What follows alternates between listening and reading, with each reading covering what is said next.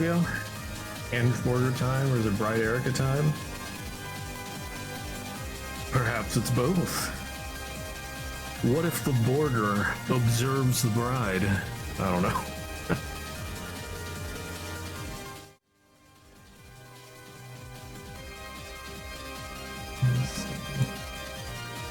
Hatchwork Chimera.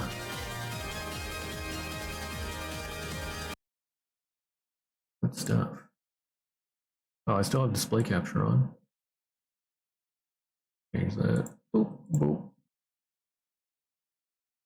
And beat a bop.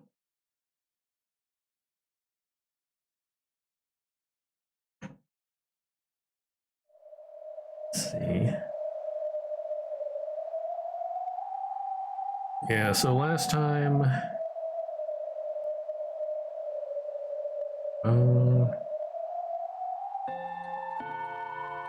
let's see. I did read this, right? Yeah, Dawn of the Golden Witch.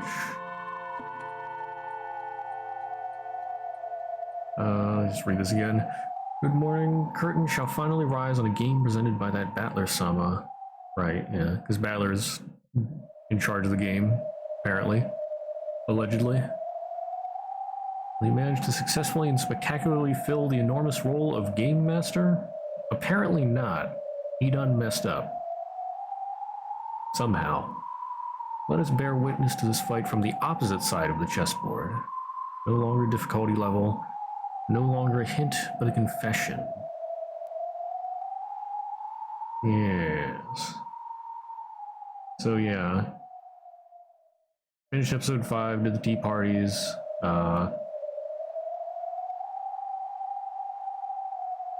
Maybe he voluntarily decided to submit to Erica?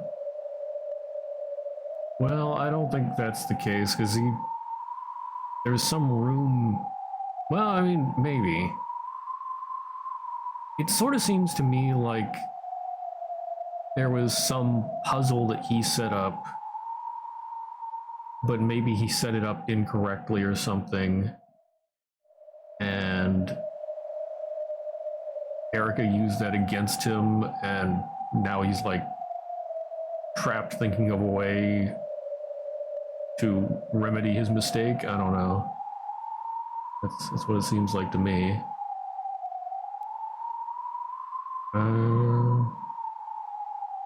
Right, and then we had the Observer. Or the...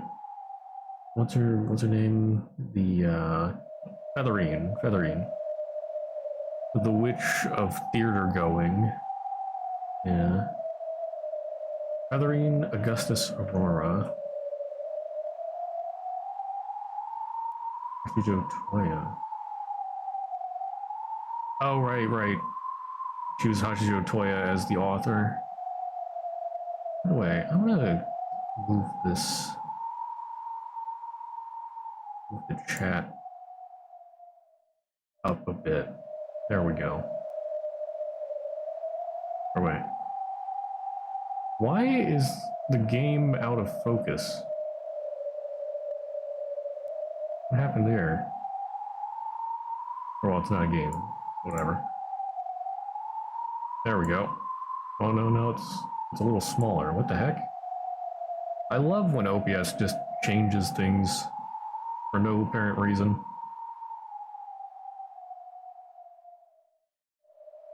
Yeah. Ito Kikuru. Something like that, yeah.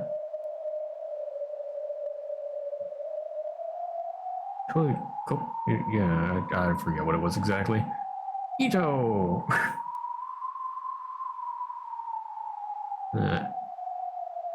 Okay. Yeah, she got the border. The border is now observing. The border abides.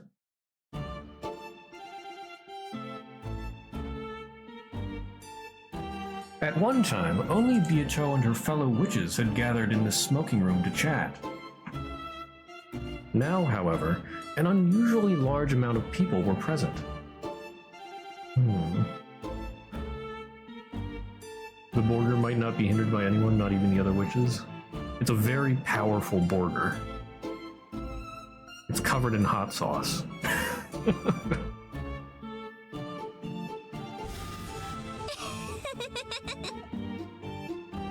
バトラーは一体どういうゲームを見せてくれるのかしらね。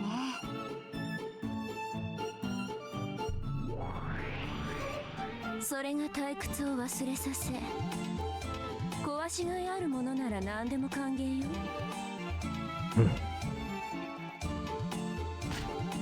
お任せください、我が主。必ずや主の望まれる結果となるよう最善を尽くします。ええ、そうしてね。前回のゲームではおかしな表情ばかり見せちゃったから。Those were some interesting faces. Watch the rest of the VOD later. Lambda giving everything to Battler and making Erica and Burn seize is great. Yeah. It was good stuff. I loved it. 頬が歪んで変なシワにならないか不安だわ。 Oh hey, there's that face. The face of disdain.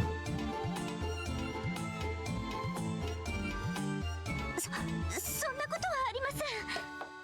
どんなおシワができようとも我が主の美貌は完璧です。 Fail!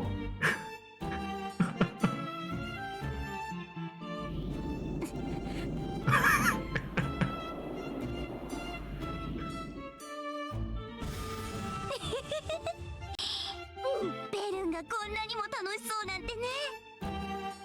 本当にベアとのゲーム版は素晴らしいわ。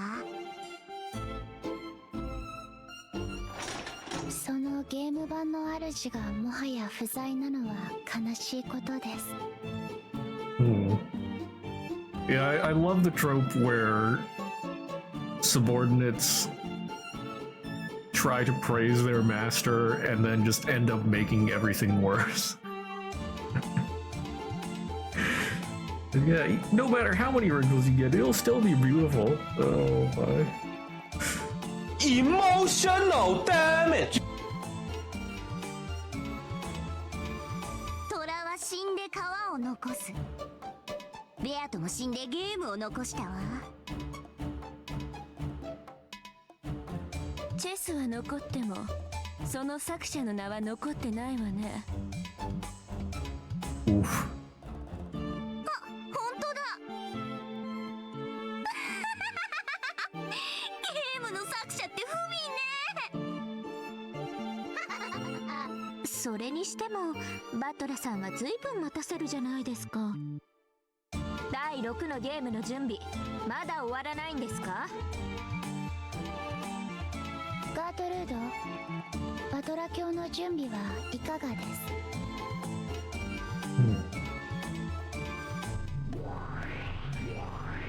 近景謹んで申し上げる。もうじきのことと知りたまえと奉る者なり。待たせるってことはそれだけ自信作なんでしょうよ。前回我が主の前であれだけの恥をかかされたんです。是が非でも打ち破ってみせます。特にあんた二度と無様を見せないでくださいよ。奮起して臨むものなりや。The previous game master, Lambda Delta, had confirmed that Battler understood everything about Beato's game. However, in order to prove it, Battler would have to run this game by himself and carry it through to completion. In other words, if Erica could crush this game of Battler's, she would, in effect, wipe away the dishonor of the last game. Though Erica was chomping at the bit to get started, it was taking Battler quite some time to show himself.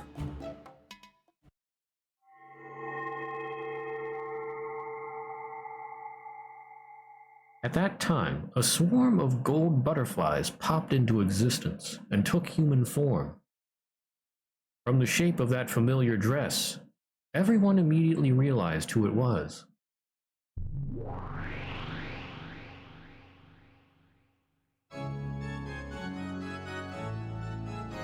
Hmm. おや、ベアトリーチェさんじゃないですか。てっきり前回死んで消えたとばかり。消えたのはプレイヤーのベアトよ。こいつは駒でしょ、バトラの。Hmm. 駒ではあってもご本人と変わりありません。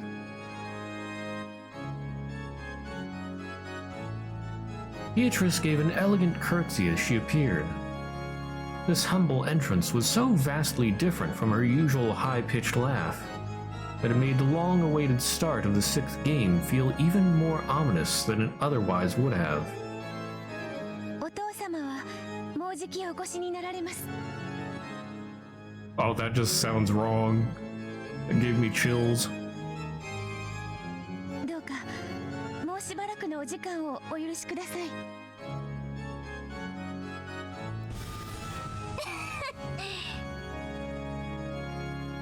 お父様、何それ。それが今回の思考。 Not only had Beato started talking in an unusually polite manner, she had also used the word father, presumably referring to Battler. For an instant, everyone was stunned into silence, but they quickly realized that this was setting up some kind of theme, and they grinned. Beato wasn't the type who could keep up this kind of act for long.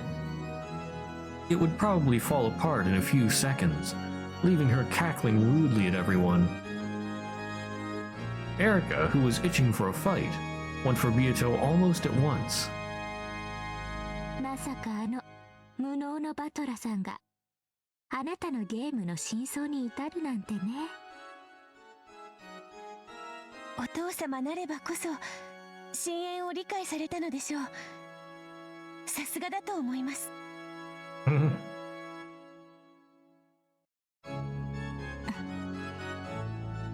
しかしあんたもラッキーです。バトラがゲームマスターになれなかったら二度と復活できなかったんですよ。まったく悪運が強いと言いますか。悪運？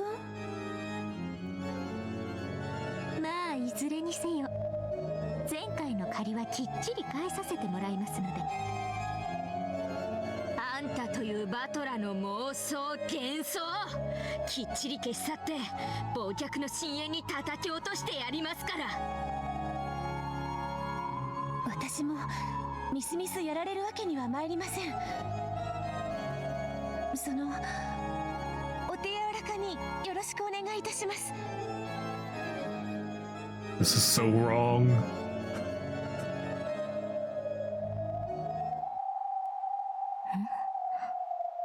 Nani? By this point, everyone realized that something weird was going on. There was no doubt that the face, the dress, and the hair were all Beatrice's. However, her expression was different. Even though she had Beato's face, Beato would never show anyone an expression like that.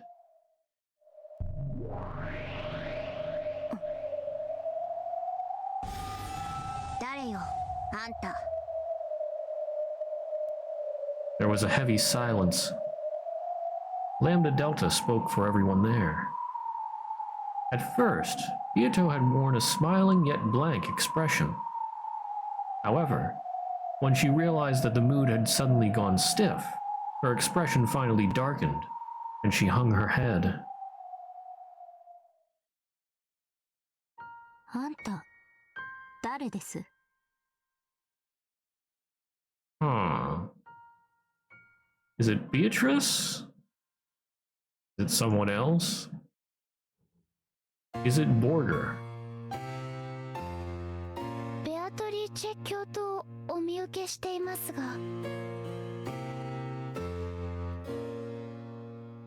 違うのですか？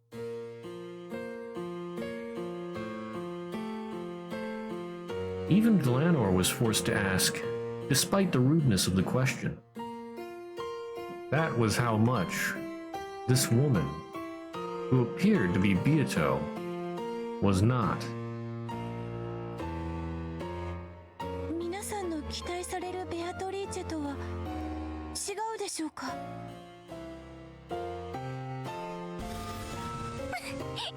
んた何言ってんの？まさかとは思いますが、記憶喪失とかなんとか言い出すんじゃないでしょうね。私はまだ生まれたばかりですので、記憶は何もありません。ですが、皆さんの期待されるベアトリーチェになれるよう、いろいろと勉強を。ベアト、部屋にいるように言ったはずだ。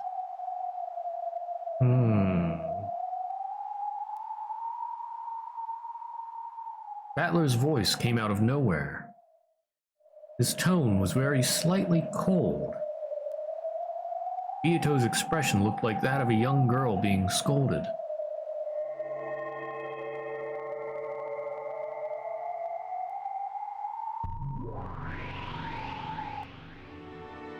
With a swirl of gold butterflies, Battler appeared. His dignified bearing and appearance were fitting for the ruler of this game. However, his expression was gloomy, and his gaze was directed at Beato. 部屋に戻れ。ここはお前のいる場所でない。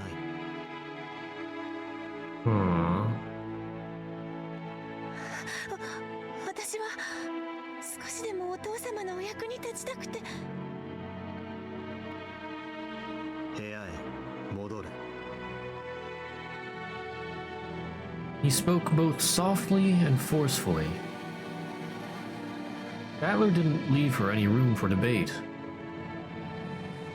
Beato hung her head and curtsied as she prepared to leave the room. それから。はい、お父様。俺の名はバトラだ。二度と他の呼び方をするな。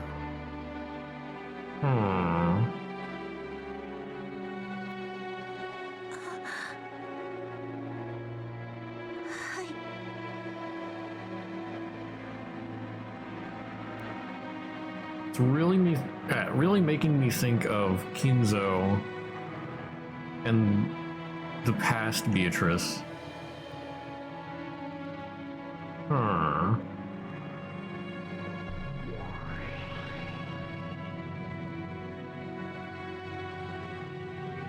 Beato melted into a cloud of gold butterflies and disappeared.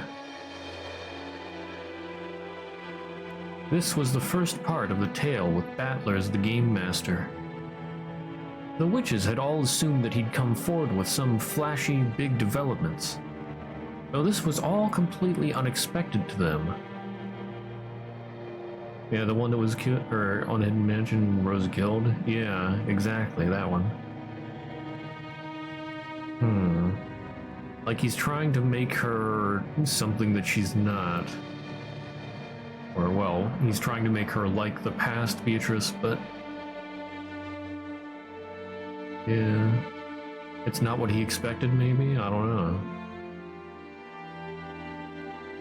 Their mouths were still hanging open. 変わった趣向ね。Even they're like... feels weird, man. 失礼した。今のは忘れてほしい。うまいこと言って、それも作戦のうちですか？また北風太陽作戦みたいに印象操作して何かを煙に巻こうって魂胆でしょう。何かあったのですか？気にするな。お前たちには関係のないことだ。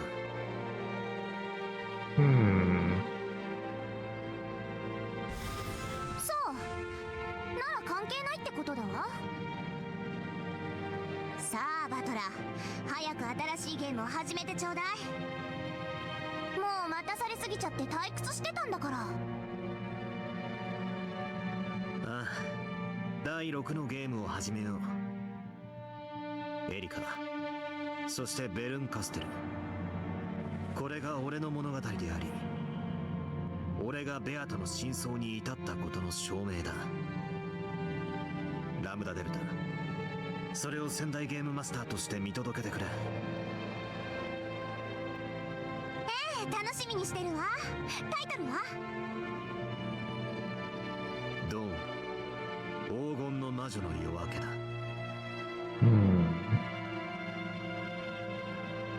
すぐに沈む冬の太陽だけれどね。 Winter sun that goes below the horizon right away. Oof. もちろんです、我が主。すぐに引きずり下ろしてご覧に入れます。タイトルだけはグッドです。そこだけは褒めましょう、バトラさん。気に入ってもらえてよかった。では始めよう。これより第6のゲームを開始する。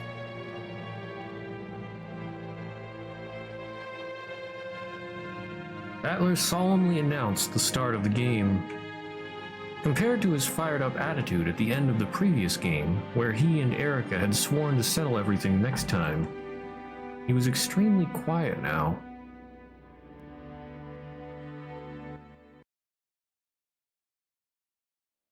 エンジェ、ベアとの様子があまりにこれまでと違うな。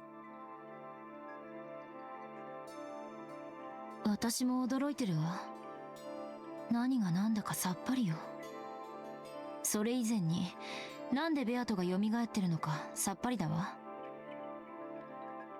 さっき読ませてもらったけど、前回の物語の最後でお兄ちゃんが真相にたどり着く直前に死んで消え去ったんじゃなかったの？ I thought Ange would, like, be there in the parlor or something, watching. So, like, if they're just staying in this little house or whatever, what is even the point of having her here? この世界での死は2つある。1つは駒としてゲーム版より取り除かれること。これはゲームにおける死でしかなく、仕切り直せば何度でも蘇る命だ。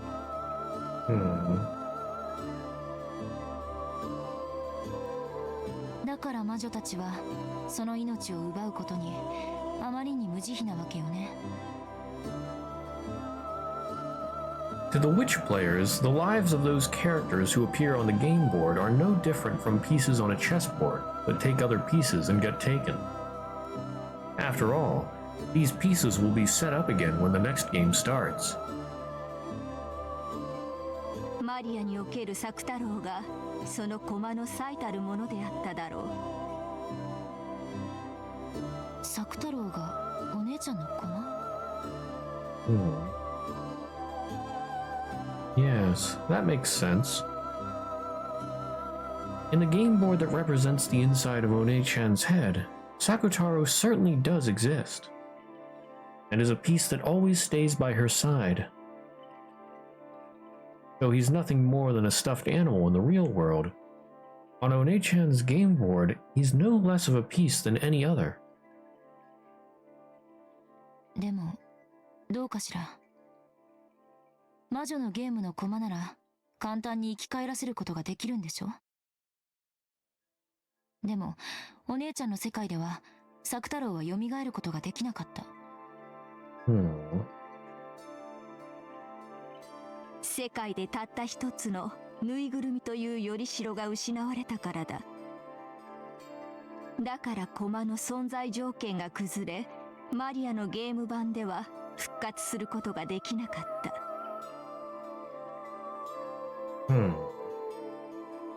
そなたがその存在条件を再び満たしてやったからこそ、作太郎はゲーム版に蘇ることができたのではないか。確かに。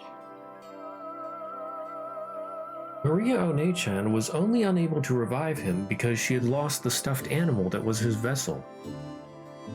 If, like the rest of my family on Beato's game board, she hadn't needed a vessel for him, she would have been able to revive him as often as she wanted.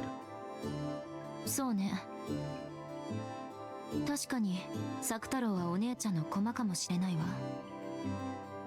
少なくともよりしろが無事である限り何度でも蘇れる存在だわ。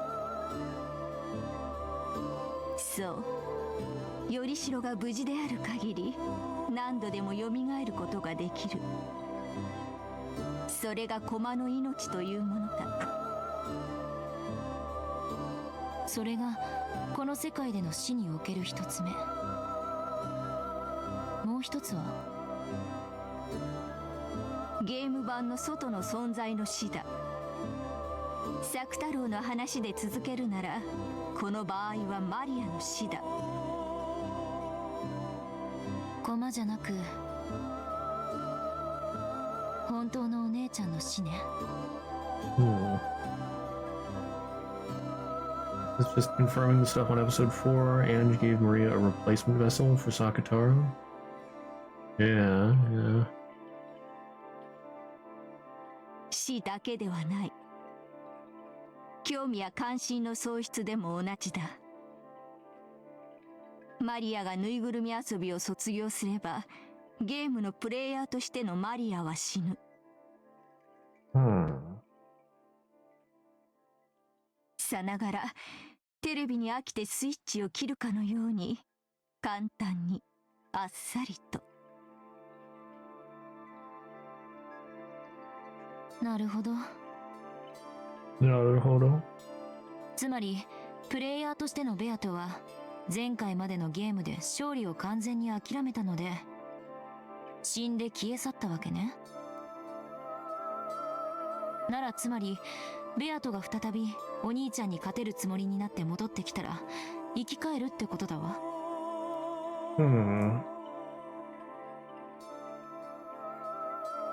So Beato the player gave up so she died. Beato ever comes back.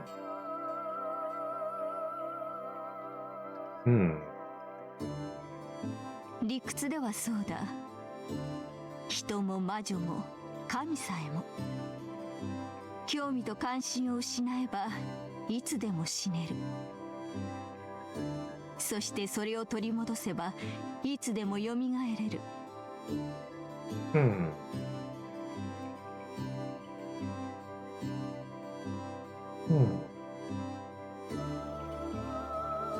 しかし神の世界には時間の概念がないからいつ蘇るも自在だが、矢のごとく時が過ぎ去る人の世ではそれは容易ではないな。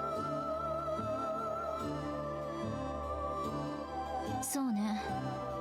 一日のずる休みならともかく3日もサボると学校に行くのがものすごく億劫になるわ。それが1ヶ月、1年、10年、それこそ魔女の世界のように1000年にも及んだら。なるほど。ずる休みもそれだけになればもはや社会における死ね。それだけの長い間死んでいたら社会的な遅れを取り戻せないだけじゃなく当時のモチベーションだって絶対に蘇らないわ。それはつまり命があっても一度死んだのと同じことだわ。二度と元の自分には戻れない、蘇れない。ベアとは勝てる道理も希望も全て失った。それを知りつつ気づかぬふりをし、あれだけのゲームを戦ってきたのだ。だからもうベアとは戻らない。彼女の希望はついえた。気を取り直して再び戦う気力のすべてをもう費やしている。 Oof. だからあのベアトリーチが蘇ることは二度とない。 She gone. Oof.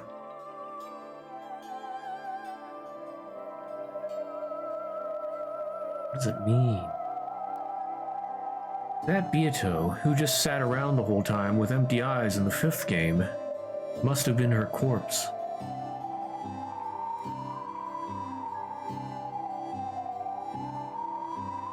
She managed to remain on the game board despite it all. But then even that corpse was wiped away.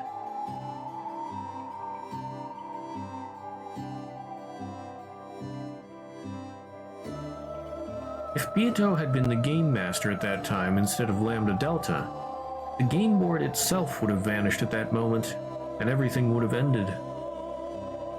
Come to think of it, Beato started to lose the will to fight back near the end of the 4th game. When Beato loses her will to fight, the world of this game disappears.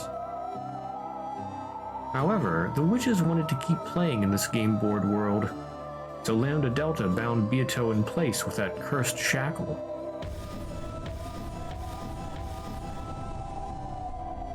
Oof. She used that shackle to fix the game board in place and prevent it from disappearing, even if Beato did lose the will to fight. In chess, this would be the equivalent of removing the set time limit for each turn, making it endless. However, simply having the game endlessly paused on Beato's turn would cause the witches to die from their illness of boredom. That's why Lambda Delta took the position of Game Master. Starting then, Beato's existence was no longer one of the conditions necessary for the game's existence. That's probably why the shackles binding her to the game board were released.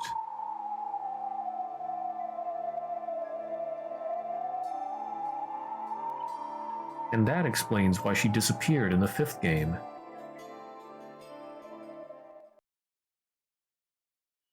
お兄ちゃんはベアトに真相にたどり着いたことを教えるには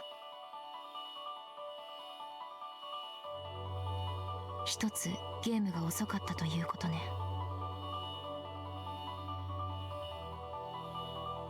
Why are we still here? Just to suffer? 第5のゲームなどラムダデルタの慈悲だ。バトラの絶対に真相にたどり着きたいという信念に絶対の魔女が慈悲を示しただけのこと。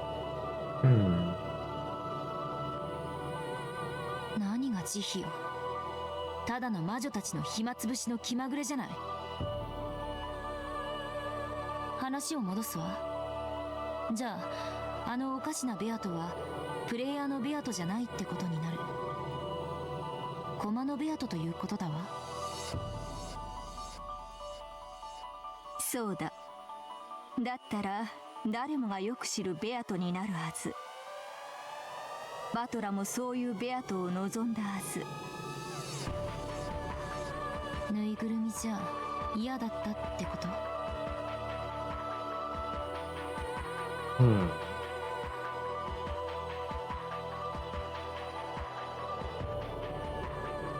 When playing with dolls, one can project the personality they most desire onto the doll. However, since you're acting out their part, nothing unexpected can ever happen. You cannot hope for any unanticipated happiness. In the human world, there is nothing so boring as a pre-established harmony. That's why, though a doll can become a person's best friend in the world, people eventually get bored and outgrow them. Oni-chan only wants the real Beato. He couldn't bear having a doll that only acted like Beato. バトラの駒として生み出されたベアトはバトラの望む通りに動くだろう。駒なんだから当然だわ。プレイヤーの指す通りに動く。そしてそれ以外では一切動かない。お兄ちゃんが何を望んでるのかはわかるわ。じゃあこのおかしなベアとは何者なの？バトラはベアトを本当の意味で蘇らそうとしているのかもしれない。人の子らの諦めきれぬ夢だ。Trying to revive Beato, eh? あんたはさっき赤を使ってそれはないと否定したわ。あのベアトが蘇ることは決してない。しかしもう一度ベアトを生み出すことは不可能ではないということだ。忘れたか？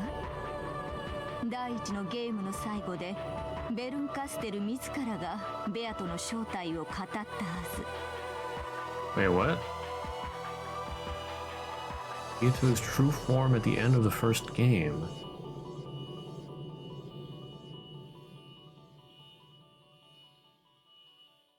I don't remember.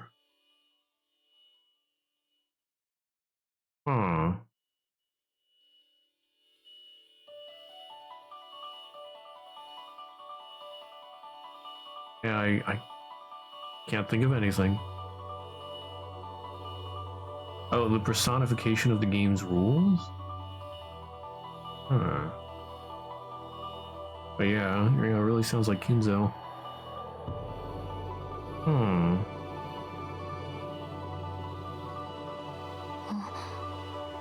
思い出したわ。ルールが具現化した存在みたいなこと言ってた。 Oh, yep, and there's the personification of the game's rules. Yeah. そのルールと情報が練り上げられ、最終的にあのベアトリーチェという魔女が形作られたのだ。それを再びなぞれば、同じベアトリーチェをもう一度生み出し、それをもって復活と呼ぶこともできよう。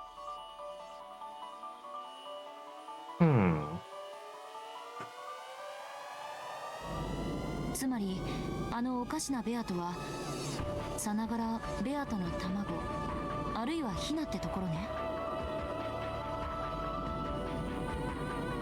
そう解釈するのが妥当であろう。すなわちこのベアトこそがあのベアトへ至るヒナなのだ。それはつまりこの純情可憐な子がやがてはあのひねくれてイカれた魔女に成長するってことね。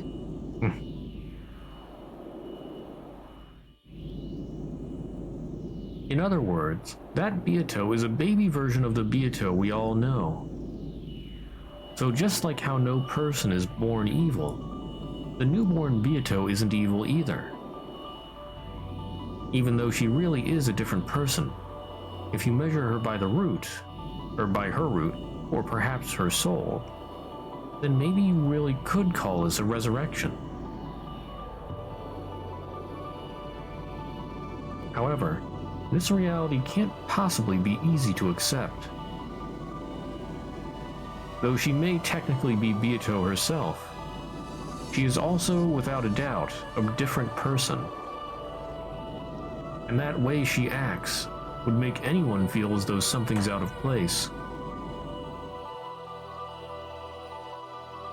退屈しない。そなたの朗読は楽しい。Oh, that's right. Yeah, Feathering wants to see Ange's reactions. That's right. Not necessarily the game itself that she wants to observe, she wants to observe Ange and the game. She wants to observe Ange observing the game. Yeah. あんたに朗必要なのか疑わしいわ。あんたはもうすでに全てを知っているように見える。そなたと対話をしているからその思考に至るだけだ。我が思考は八百万を束ねて超える。人の子にはまるでそう見えるだけに過ぎぬ。されどそなたがいなければ思考する力さえないか弱き病人に過ぎぬ。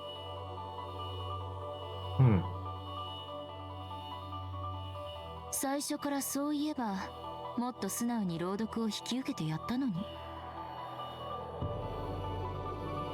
私の機嫌が良くなっただけのこと。浮かれるな。私はお前の命などしおり代わりに挟んだまま放出する木の葉よりも軽んじているぞ。続きを読んでください。お願いします。って解釈するわ。 OK？ Okay. 退屈しない。そなたは巫女として優秀だ。They do make an interesting pair. Featherine rocked back in her rocking chair and looked up at the ceiling, laughing as though the conversation itself was pleasant for her. Ange was slowly figuring out how to deal with this strange witch. This person was also bored. It's not uncommon for a sick person, who's bored from being bedridden for a long time, to start acting rebellious. On the other hand, they can also get a little bored of being treated kindly all the time.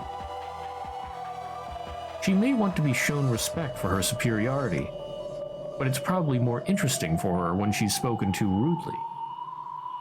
What a coincidence. That's exactly how I used to be. とにかく第4のゲームでベアトとお兄ちゃんに何か確執があったことは間違いないの。このベアトを知ることは真相に至る鍵の一つになりうるわ。そうであろう。私も興味を持った。彼女の物語も合わせて読むのだ。はいはい、仰せのままに我が主。When Ange raised her hands like a conductor, the bookshelves in this bizarre study responded. Once again, several books floated out and began to swirl around Ange. Yeah, perfect for Ange Borger, who treats people rudely. Yeah. Kinzo's study is the room belonging to the master in the human world. So this study in the world of non-humans belonged to the master of the game board, and was a place where he could look down upon the humans. Therefore, one could hardly be blamed for mistaking the imposing, berobed man in the center of the study for Kinzo, if only for a second. But it wasn't Kinzo. This was the one who had taken up the position of Game Master, becoming the new territory lord of this world.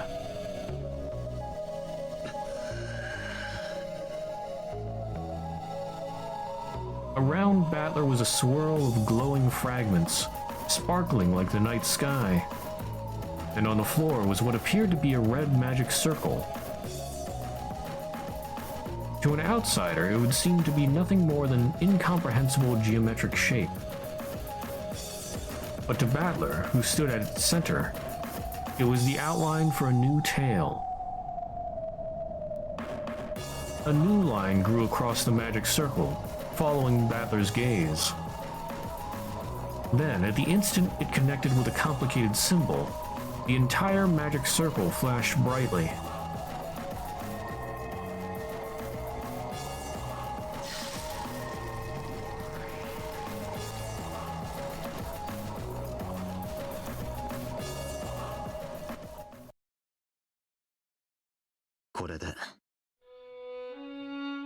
どうだ？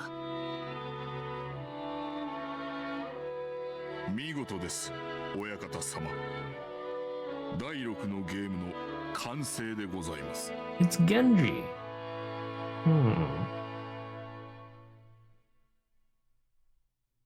As Battler wiped his forehead and finally relaxed, Genji, who was standing behind him and watching over his every move, nodded deeply in response. 俺はゲームマスターってのはもっと好き勝手に物語を作っているものとばかり思っていたが、想像以上に骨が折れるな、これは。Yeah, it has been a while, hasn't it? 複数の物語を描き、その表裏を合わせねばなりません。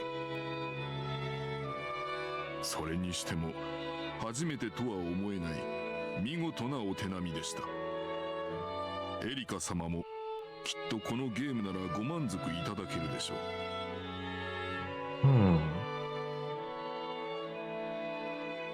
あの探偵殿の好みに合うといいんだがな。しかしベアトを純粋に尊敬するぜ。よくあんなややこしい物語をあっさりと作ってみせたもんだ。あっさりとではありません。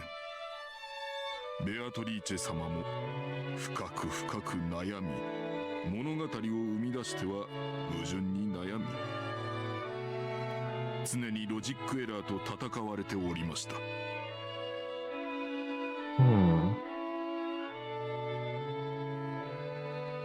With Genji here, it really makes me think that he's supposed to be Runaway.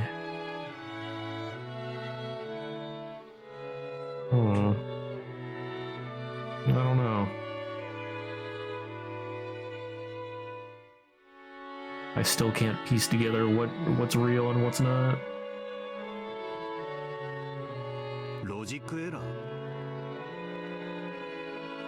物語の表裏が合わぬこと、矛盾することでございます。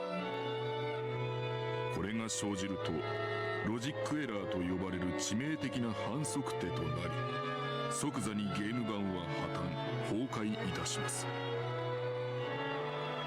魔女側が犯せる最大最悪のミスです。ベアとのゲームも何度かそれに抵触しそうになったのか？ゲームを生み出す際には常にそれと戦われておりました。特にバトラ様が手強くなられてからは相当の苦労をなさっていたようです。今回の俺のこのゲームはベアトに見せても恥ずかしくない敵かな？はい、それはもちろんでございます。ベアト、まだ目を覚まさないのか？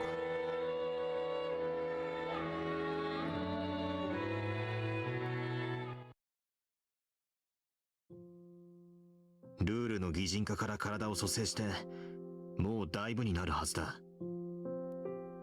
まだ目覚めないのか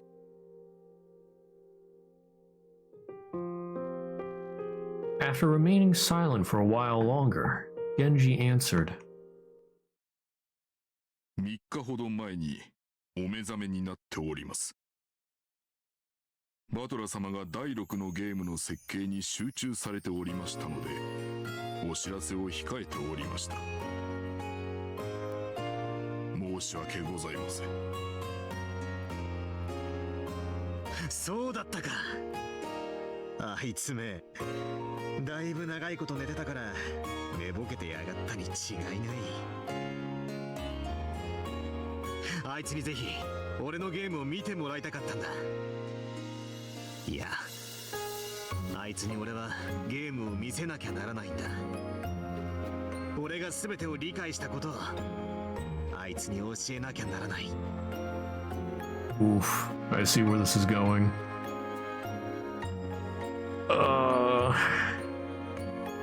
Battler's face broke into a smile. There was no trace in his expression of the hatred he had once felt toward Beato for murdering his family.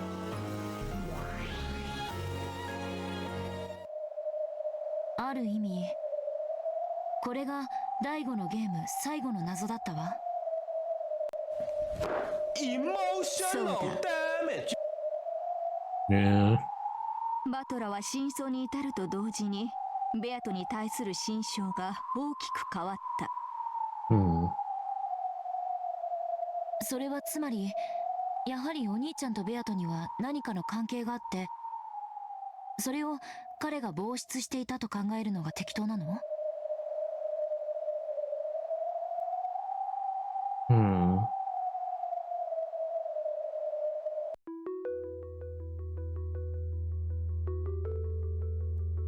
However, Battler suspected this in the fourth game and asked Beato about it. According to the tale, this was denied by the Red Truth. 6 years ago, no person called Beatrice existed for Battler. You know, that makes more sense when you think about it as her being a personification of the game rules, because she only exists due to the game.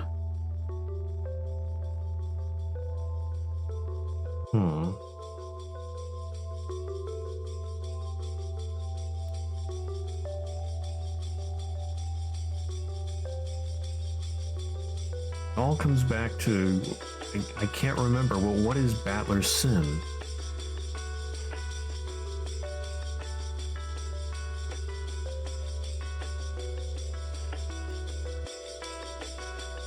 Hmm.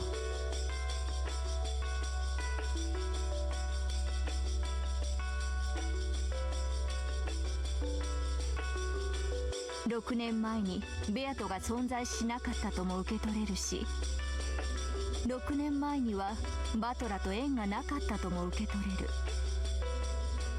しかしいずれにせよ、バトラはその後6年間六軒島には訪れない。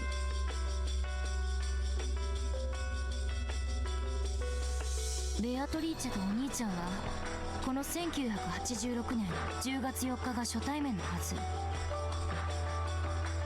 なのにどうしてすでに確執があるの？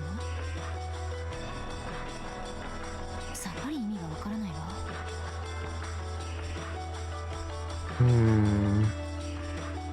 第4のゲームでベアトがバトラに問いかけた。後ろ宮バトラの罪に何かの鍵があろうな。Yeah, there it is. The sin of Ushiromiya Battler. But what is it? その結果がベアトリーチェという存在なのかもしれない。Yeah, the result could be Beatrice.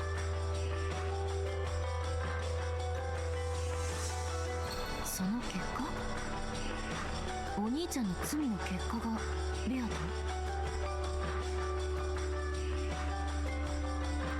？That almost sounds as though Oni-chan created the witch called Beatrice himself.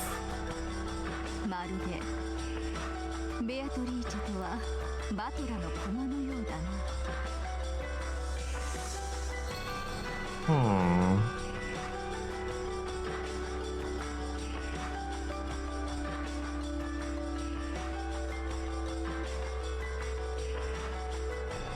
Almost as though Beatrice was Battler's piece.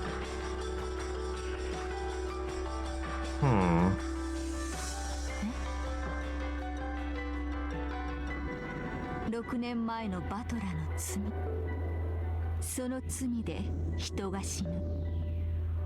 殺すのはベアトリーチェ。すべてが6年前のバトラの罪から連綿と続くと考えるなら、ベアトリーチェを生み出したのはバトラ自身。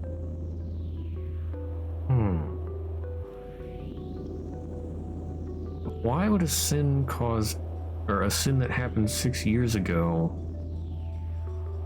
get everyone killed?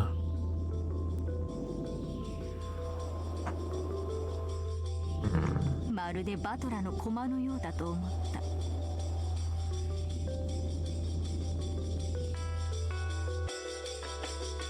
意味わかんないわ。お兄ちゃんが何かの罪を犯したとしても、少なくとも殺人なんかよりよっぽど軽い何かだわ。それに対する仕返しがこの大量殺人なのだとしたら、あまりにお兄ちゃんの罪と割が合わない。 Maybe he messed with the Yakuza. ベアトは親族たちを皆殺しにした。お父さんもお母さんもお兄ちゃんもみんな、それに見合う罪がお兄ちゃんにあったなんて信じられるわけがない。罪は測る人間によって重さが異なる。バトラにとって防出できる程度の罪でも、ベアトにとっては6年を経てなお一族を皆殺しにするほどの恨みを持つに値するものだったのかもしれぬ。まあ私もそれはあまりに釣り合わぬと思うし、そして真相を知ったとはいえバトラがあれだけ親身になるとは到底思えぬ。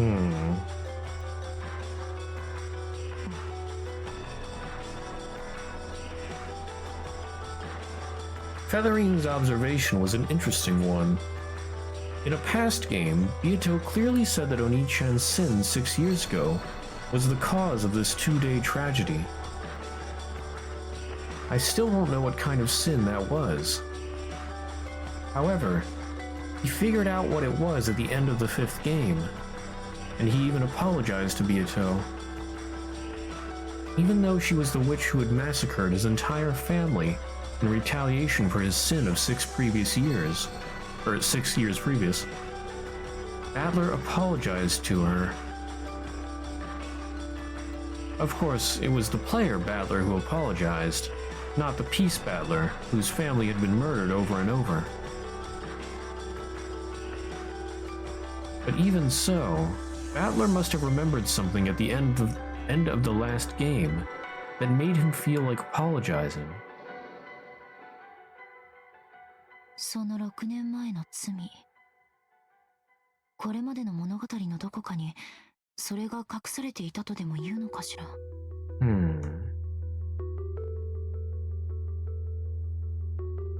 私はすでにある仮説を立てている。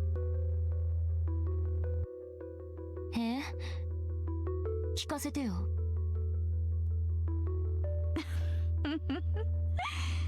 まだ話せぬ。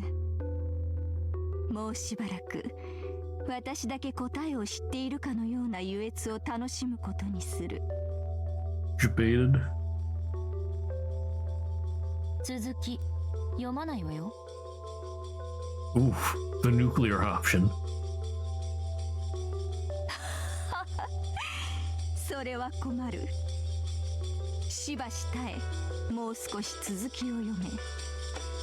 私の仮説もまだ想像の域を出ぬ。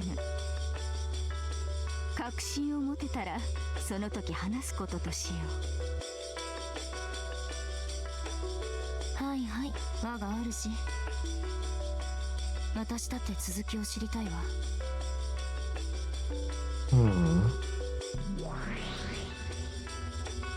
Just what kind of connection do Oni-chan and Beatrice have with each other? Understanding that will probably give me a massive clue towards finding the truth of this world. After all, because he remembered that, he was able to reach the truth.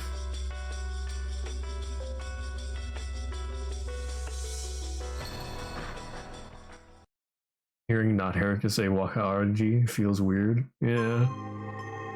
Beatrice! Hi, Wakaaraji.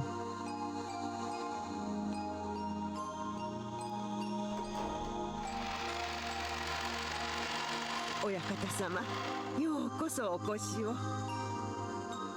ベアトリーチェ様がお待ちでございます。And this is Kuadorian as well. どうぞこちらへ。This place was a villa set aside for Beatrice's use. It was a sacred site for her only, built so that she could spend her days without being affected by the outside world. My heart began to race. I'm so glad that she was able to revive, and that everything's okay. Beato is a personification of the rules. So even though she was destroyed once, it's possible for her to be reborn again. Yeah, it's Kuwadorian, yeah. Battler had quickly succeeded in reviving Beato's body, but he'd had trouble summoning her soul back. However, during the time he'd spent immersed in the creation of the 6th game, she had woken up. Yeah, he's basically doing everything that Kinzo did. And this had happened 3 days ago.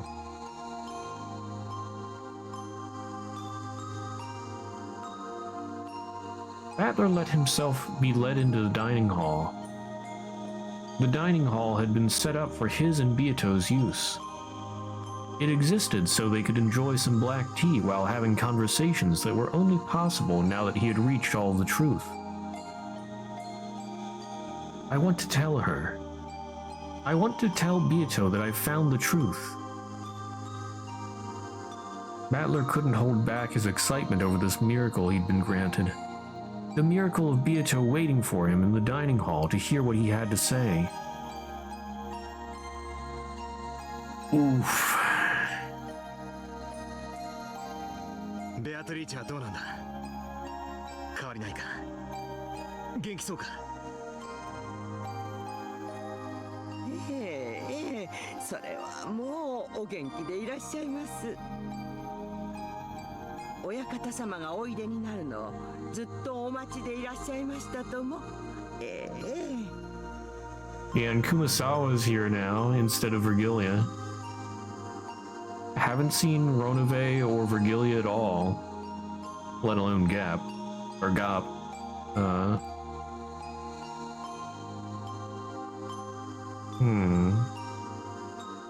食堂にいるのか、飯でも食ってるのか。Gop, gop, gop, gop. ああ、いいさ、何でも構わない。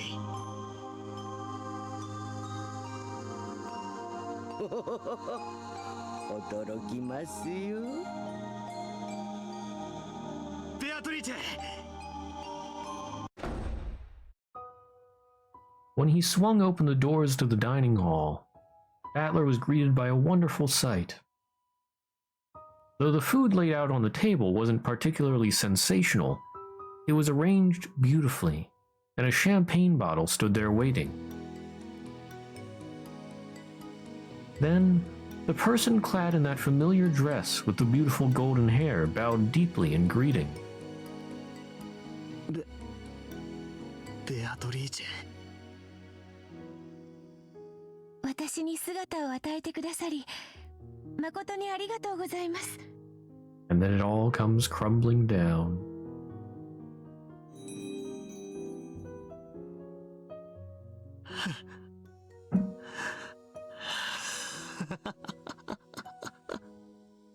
いいんだ。そんなのは。よかった。ベアト。Battler rushed up to Beato and hugged her tightly, just to make sure her body wasn't just mist or an illusion. 俺はお前の謎をちゃんと解いたぞ。なのにそれを伝える前に消えちまいやがって。私はここにいます。消えたりなんかしません。やめろよ、そんな喋り方。本を着せるつもりなんか全然ない。とにかくお前に謝りたい。そして語らいたい。何から先に口にすればいいかさえわからない。私がお父様に謝られることなど何もありません。私はただお父様のお役に立てればそれで幸せなのです。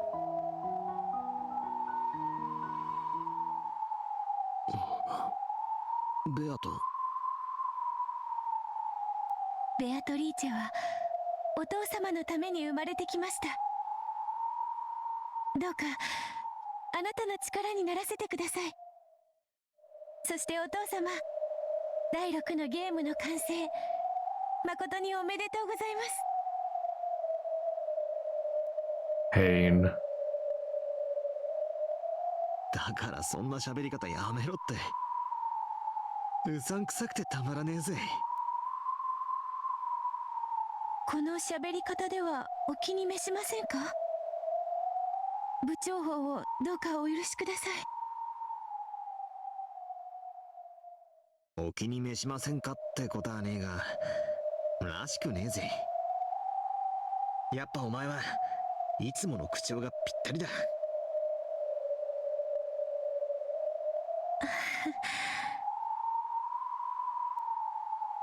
Beato smiled vaguely. To Battler, it probably looked as though they were both smiling at the unusual way she was talking. However, Beato's smile literally was vague and uncertain.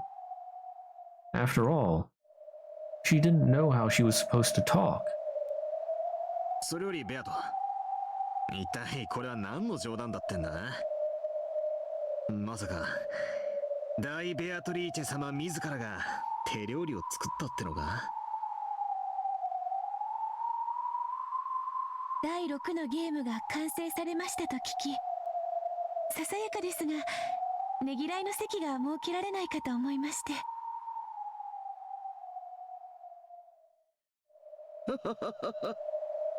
ベアトリーチェ様がそれはもう大層頑張られてお作りになられたんですよ。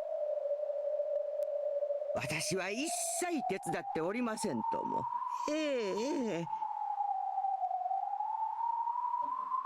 The food set on the table really was modest and inexpertly made. You could tell by looking at it that Beato, who wasn't particularly skilled with cooking, had given it her all. However, signs of discomfort and irritation were beginning to appear on Battler's face. これはどういうことだ？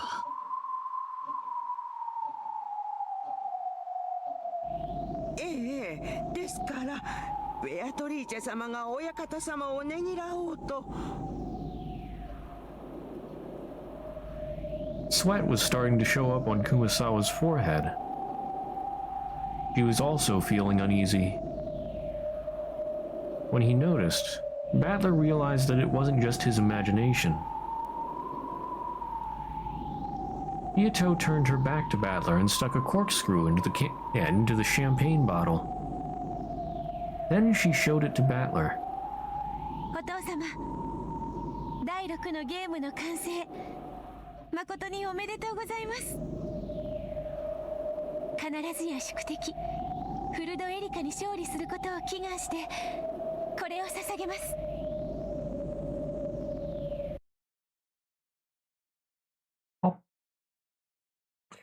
When presented with a champagne bottle and a sound like that, anyone would think that the cork had been pulled out. However, it wasn't the cork. It was the bottom of the bottle. What? The high-quality champagne that Beato had procured splashed out all over the floor and her dress. Then, the same sound repeated several more times. Each time, one of the plates of food on the table was knocked into the air. Oh no. お父様、お気に召しませんでしたか？お前は誰だ？ Wow. 私はベアトリございます。お父様のために生まれてまいりました。 This is painful to watch. 違う。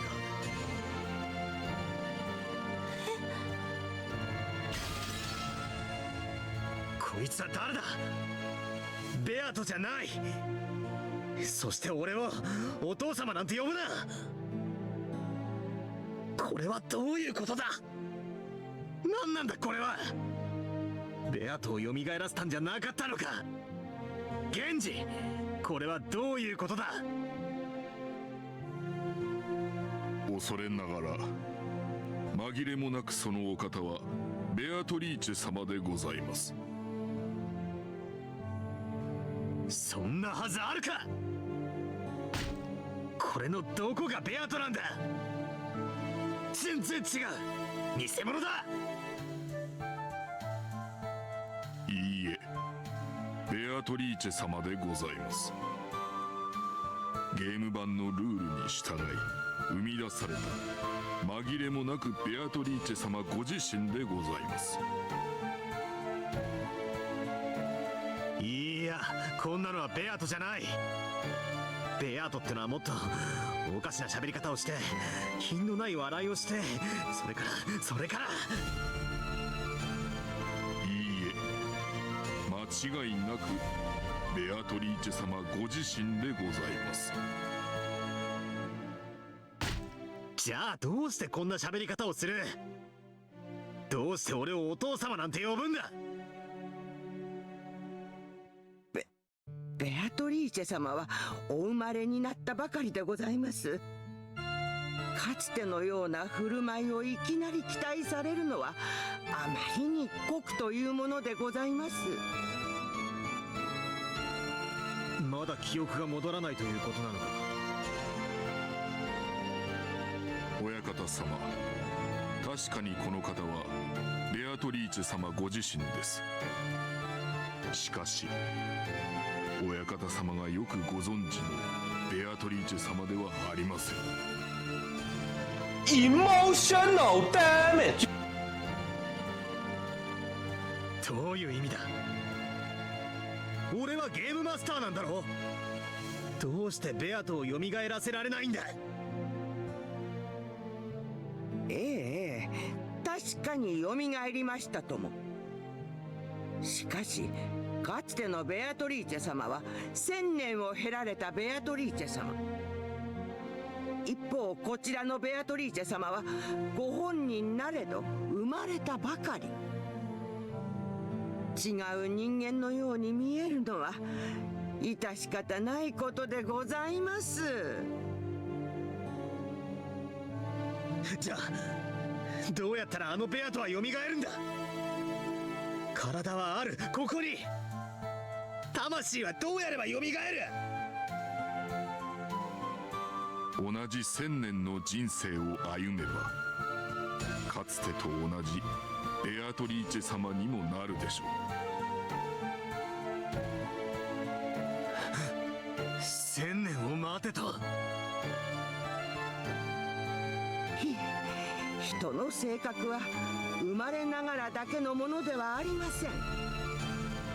その後の生き方や経験によっていかようにも変わります。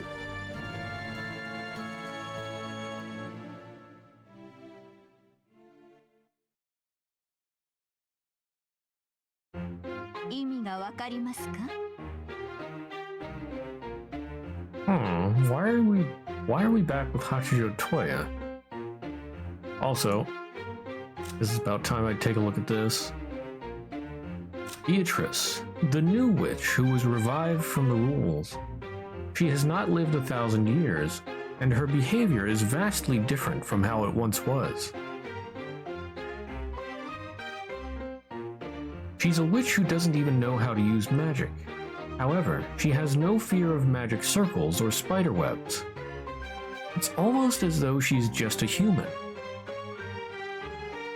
She's attached to Battler and makes it her goal to do whatever she can for him.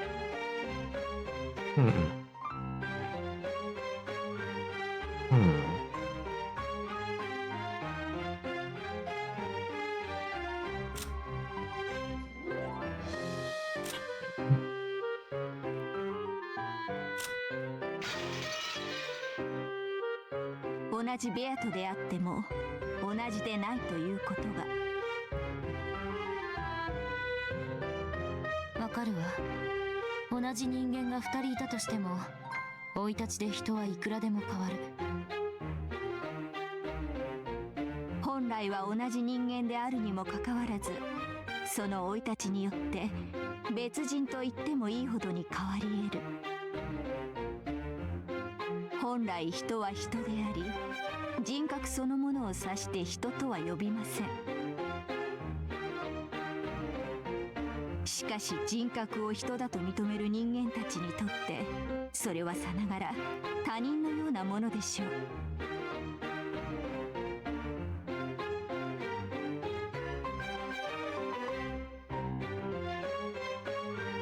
違いねえですな。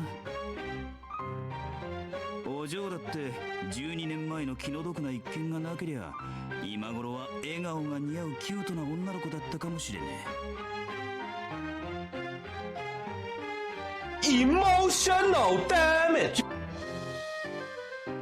Oh boy. Also, Amakusa's still here. He just sort of disappeared for a little while. 失礼ね。今だって十分キュートだって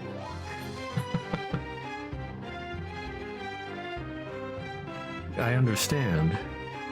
If a personality is what makes a person in our eyes, you could probably say the second personality represents a different person entirely, even if it inhabits the same flesh body. At the very least, I'm a completely different person than I used to be 12 years ago. And if my family had come home 12 years ago, then the Ange that resulted would surely be a completely different person from me. Even a single human can become a different person. In fact, depending on their upbringing and endless possibilities, they can become an endless number of different people. So just because this is Beato, that's no guarantee that she'll become the Beato that Oni-chan knows so well. ましてや、ベアトリーチェは1000年を経た魔女。人は3日あれば死ぬことだって生まれ変わることだってできる。それが1000年じゃどうにもならないわね。あなたはなかなかできる読者のようですね。並の読者相手だったら同一の人間であっても、その生い立ちと時間によって別人になりうることを説明するために数百ページを割かねばならぬというのに。あまり読者をなめないで。私たちはただ読んでるだけじゃない。読んで考えてるの。100人に読ませれば90人くらいは読める。しかし意味がわかるのは50人。そしてそこからさらに考えられるのは20人もいない。よく噛んで飲み込みなさいと。ただそれだけの話なのに。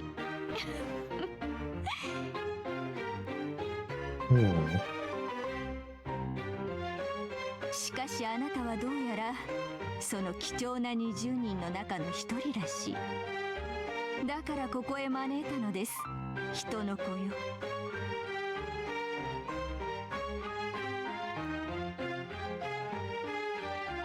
It was seriously hard to like this Hachijo Toya person.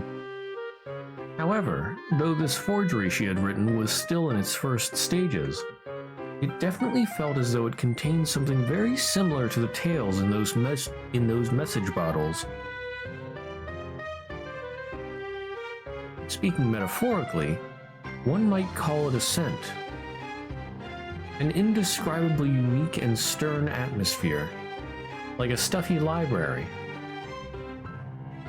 The Beatrice who wrote the message bottles and Hachijo Toya are different people. And yet, this has the same scent as that tale. I see. This is why some of those curious witch hunters are so intensely devoted to her. Their keen sense of smell was able to sniff out that familiar scent. さどうぞ続きを読んで。文字を追うあなたの顔を見るのが何よりも楽しいの。そして言葉を交わし合うことも。物書きは乾燥に飢えてるってのは本当ね。でも申し訳ないけど、こんな分厚い原稿を延々と読んでる時間はないの。それより私はあなたに。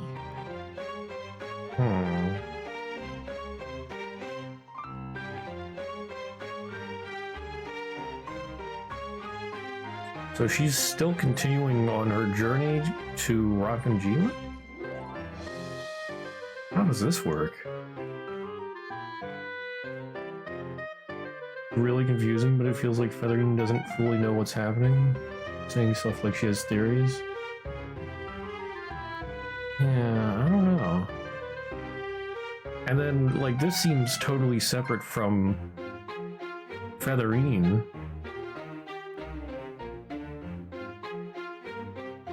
Nani?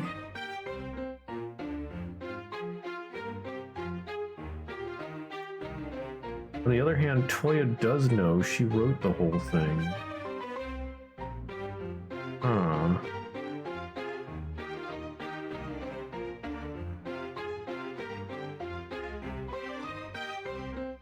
Yeah. I don't know. I don't know what the... I don't know what's going on.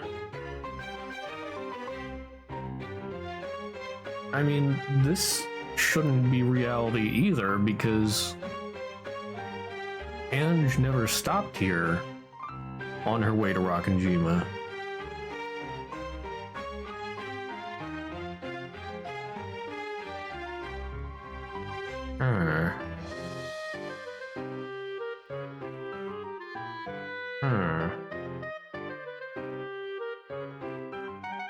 Yeah, it is super confusing. 時間なんていくらでもあるでしょうに。So many lights and clocks. Why are there so many lights and clocks? I feel like this is another reason why it... Well, I mean, they could... No, this shouldn't be like a furniture store or anything. I don't know if I should take the background into account, but this doesn't seem right either. This doesn't seem like something you'd find in the real world. Yeah, and Toya and Featherine have different levels of knowledge. When you think knows more, actually knows less. Yeah.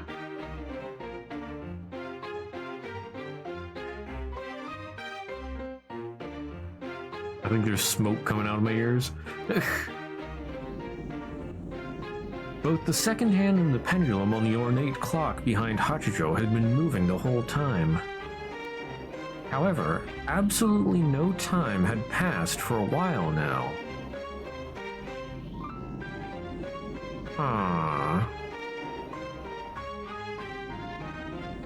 Only about 3 minutes had gone by since the time she had entered the room.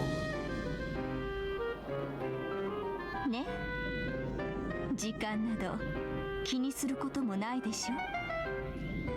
あなたが読み終わるまで、すべての時間はあなたを追い立てない。What is this sorcery?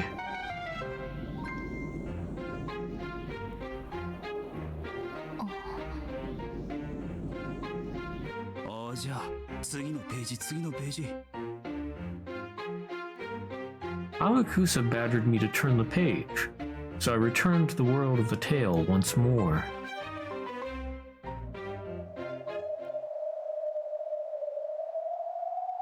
Why does her tale have the same scent as Beatrice's, I wonder? Is it because she actually has reached the truth? as she claims?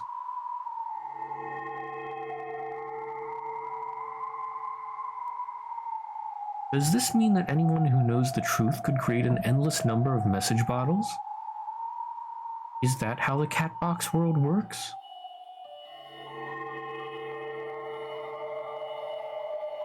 I see. I guess she might also be an endless witch.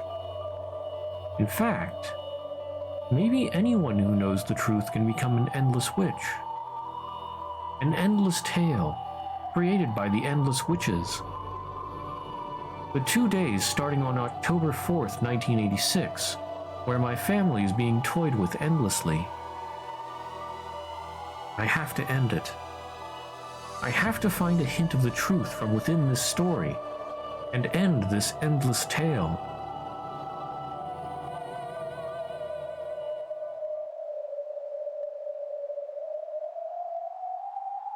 どうだベアト。俺の作った第6のゲームは。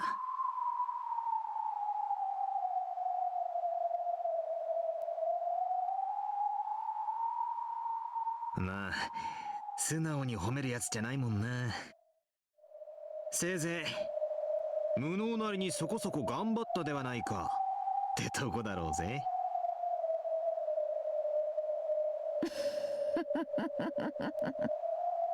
無能なりにそこそこ頑張ったではないか。ゲームマスターの立場になってよくわかったぜ。お前も毎回随分と苦労してやがったんだってな。So he made a piece as well, or another piece as well?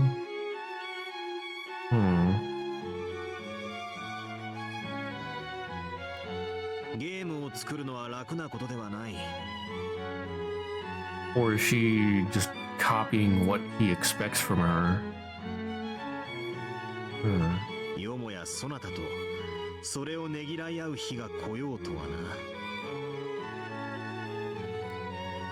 ゲームを作るのは楽なことではない。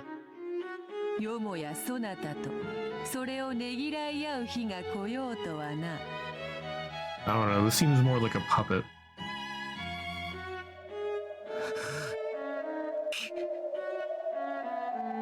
Yeah.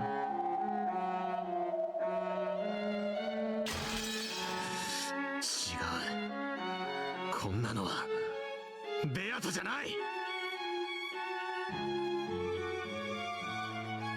Battler slammed hard on the desk, but the piece Beato showed no reaction.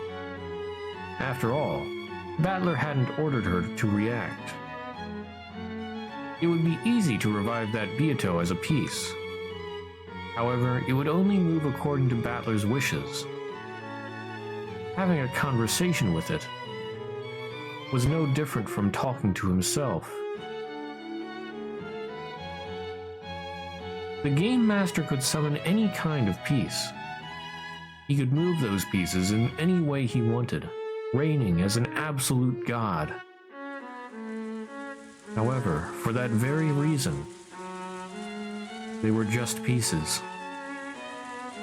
That made it unbelievably lonely and sad.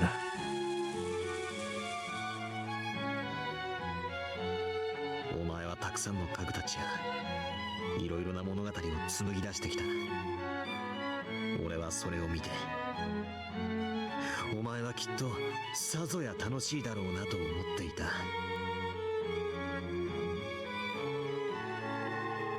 だが違う。お前は信じられないくらいに孤独だったんだ。お前にとって俺という自らに反逆する対戦相手がどれほど愉快なものか、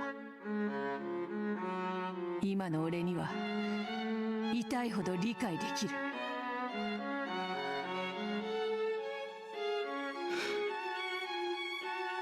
あの礼儀正しいおかしなベアとは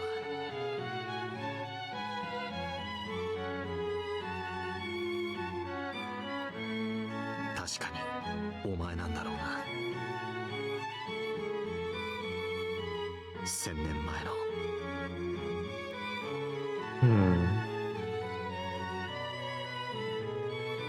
しかし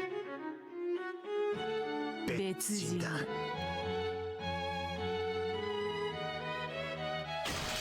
お前の姿に瓜二つだからこそむしろ許せない。辛い。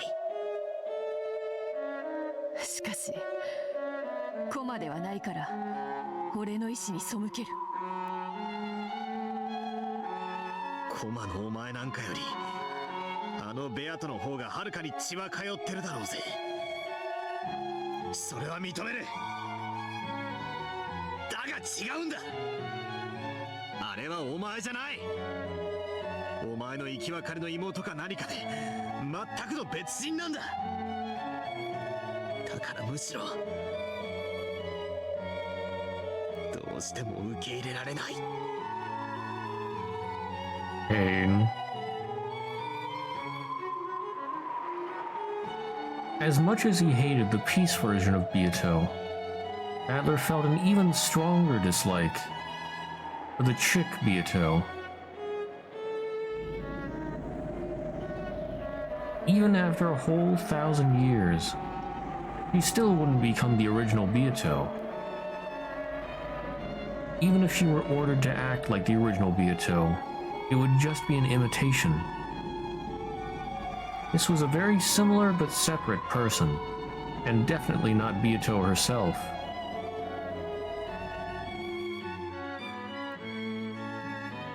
So, in the previous game, Beato really did disappear for all eternity. Even after becoming the Game Master, there was no way to revive her. 笑えよ、この無様な俺を。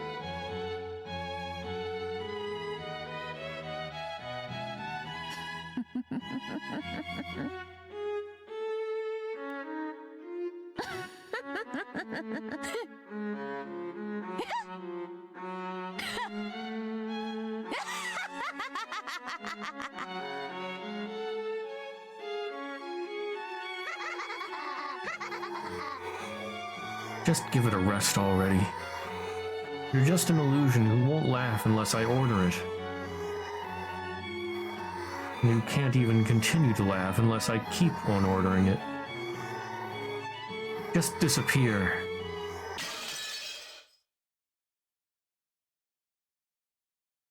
Oof.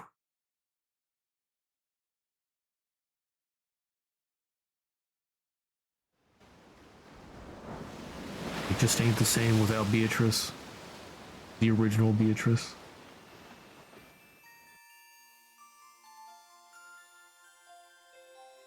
On Rockinjima, this day, or rather this round, was the same as any other. The typhoon would be coming very soon. The sky was still overcast, but the clouds were moving quickly.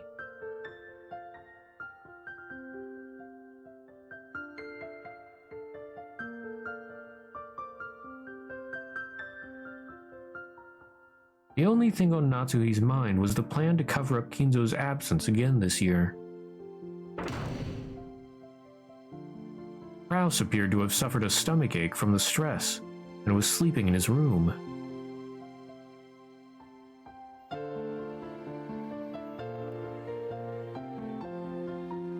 Jessica and Kumasawa had left in a boat to go shopping and greet the incoming relatives on Nijima. And poor Natsuhi. The servants had been busy since the early morning preparing for the family conference, the greatest event of the year. Yeah, Natsuhi got a cover for her worthless husband. Oof. Shannon and Cannon were rushing to get the guest house ready. 親族の方々を止めるならお屋敷の客室で十分だろうに。そうね。こっちのお掃除大変だもんね。ででもゲストハウスのお掃除は好き。奥様や他のムカつく使用人もいないから静かでいいもんね。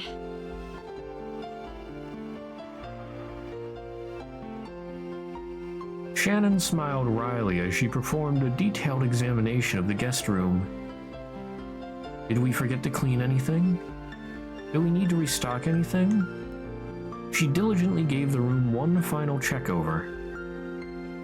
昨夜も入念に点検したじゃないか。姉さんは本当にマメだな。こういう日に限って油断するといたずらされるの。いざって時大切なものが見つからなかったり、閉めておいたはずのものが開いてたり。Darn it, Gop. 姉さんはそそっかしいからね。よく確認しながら仕事をしないからだよ。だから私と一緒に点検してくれてるんだよね。ありがとう。別に感謝されることじゃないよ。姉さんがしっかりしてくれれば僕まで付き合わなくて済む。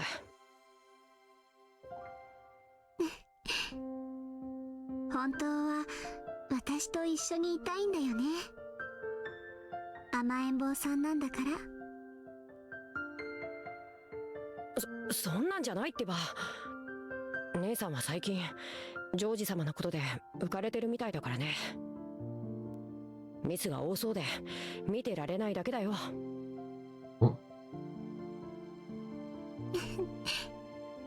カノン君、ちょっとおしゃべりしよっか。ダメだよ、仕事中だよ。私とジョージ様のことばかり茶化して、カノン君とジェシカ様はどうなの？別に何もないよ。そんなことよりちゃんと仕事は。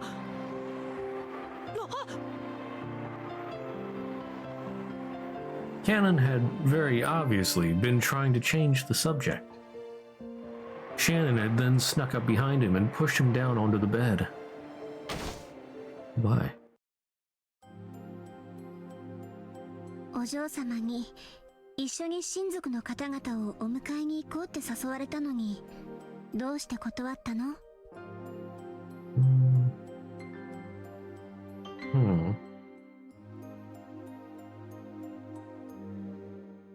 仕事があるし。嘘。仕事なんか何もないくせに。Shannon and Cannon had switched roles. Normally, Cannon was the one in control, but when it came to romance, it was the opposite.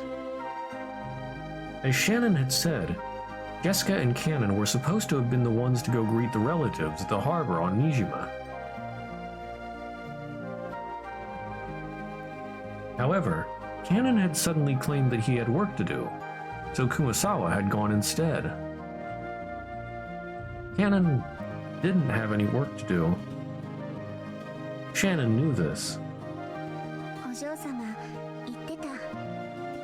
文化祭の時のことがあっても、やっぱりカノン君が好きだって。僕は家具なのに。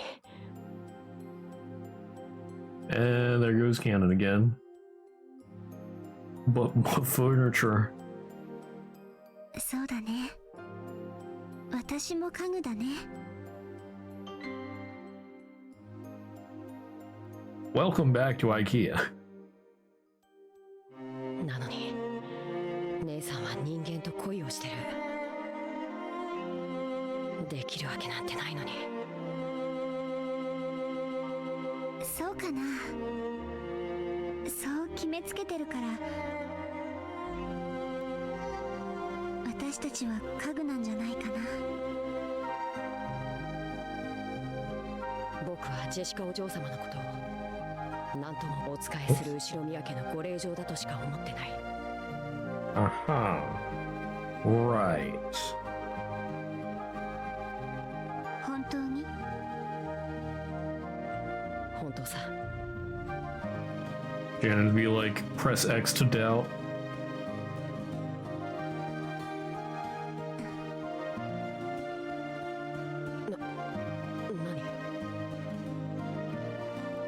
私ね、ひょっとすると今夜ジョージ様に求婚されるかもしれない。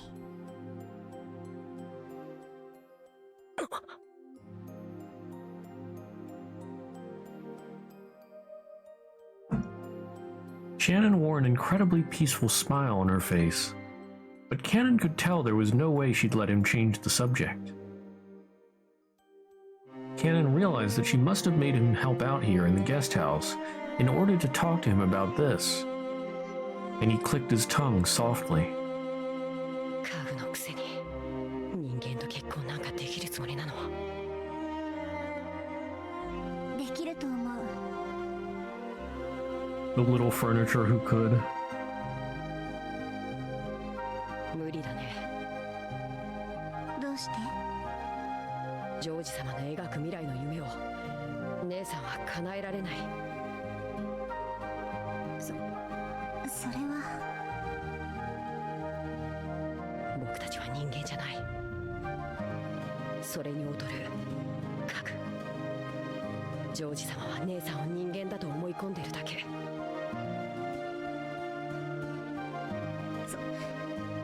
それはそうかもしれないけど。 If they're furniture, do they come with a manual? 今日までよく騙し通してこれたものだと思うよ。そうやっていつまでジョージ様を騙し通せるつもりなの？自分が家具であることを未だに話せない姉さんが。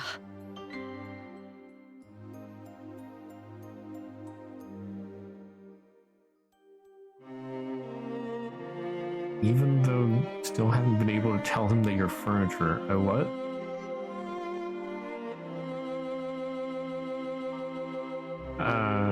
It's odd, but whatever. 家具とか人間とかそんなの関係ない。ジョージ様は私の全てを受け止めてくれると思うの。 Honey, you're a chair. Buy me more shoes.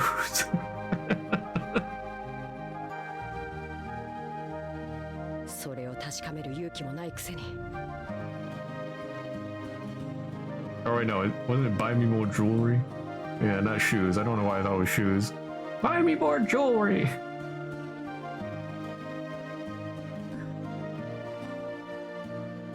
私ね、求婚受けてみようと思うの。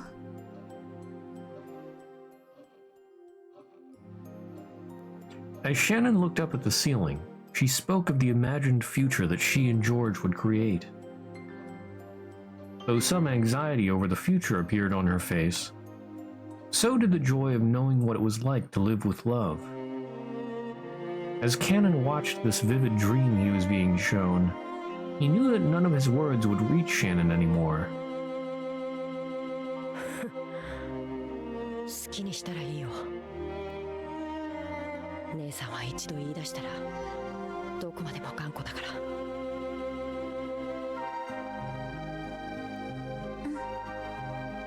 私の生きたいように生きてみたい。もう家具だからとか人間だからとかそういうのに怯えるのはやめようと思うの。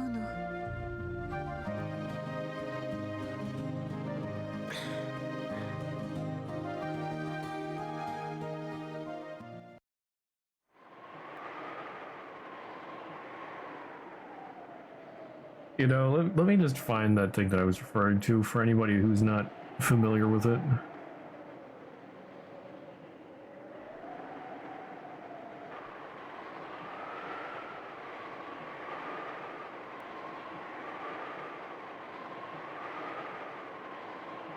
Honey, do you like my new shoes? You are a chair, darling. I can dream. Okay, yeah, this is it. Yeah. There we go. Honey, do you like my new shoes? You are a chair, darling. I can dream, Harold! Okay, it was something about shoes then, yeah. I'm thinking of something else with the jewelry. I can dream, Harold!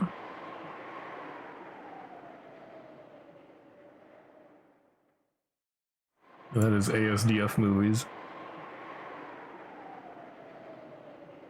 For anyone who does not know what that is from, ASDF movie. It has a whole series of skits. Very amusing. Anyway, Cannon walked over to the window silently. He saw the rose garden filled with boring gray flowers in bloom. He realized that Shannon was acting above her place. And he knew that her tale had no chance of a happy ending. However, he also knew that no words of his could change her mind now that she had made her decision. なら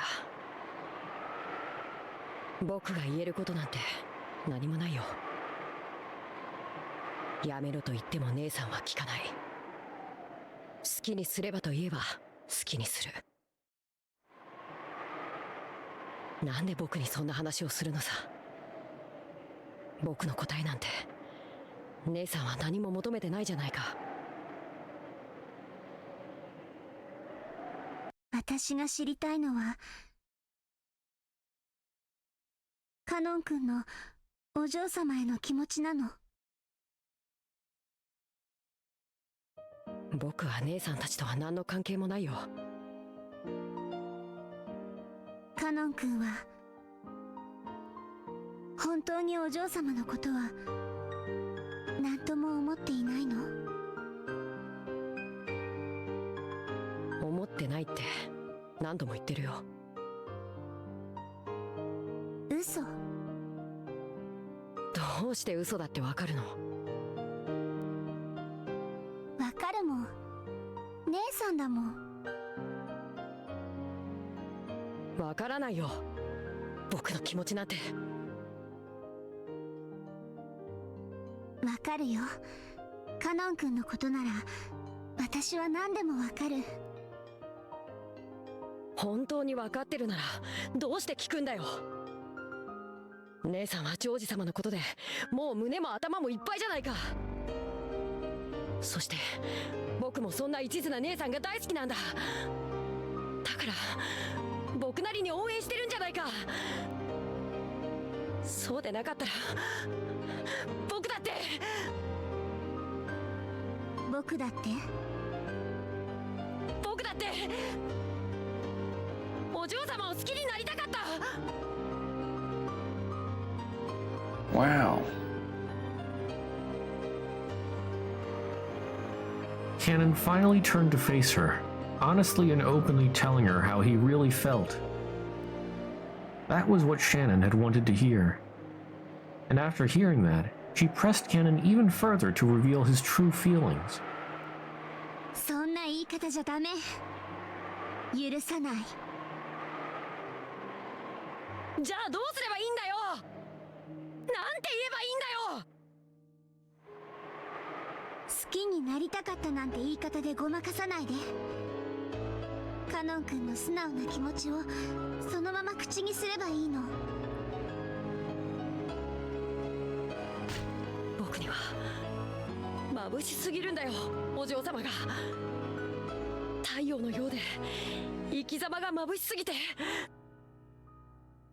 そんなお嬢様が好きなんだ。そんなお嬢様に手を差し伸べられて共に歩こうと言ってもらえて嬉しかった。嬉しいんだ。好きなんだよね。ああ、好きさ。お嬢様が大好きだ。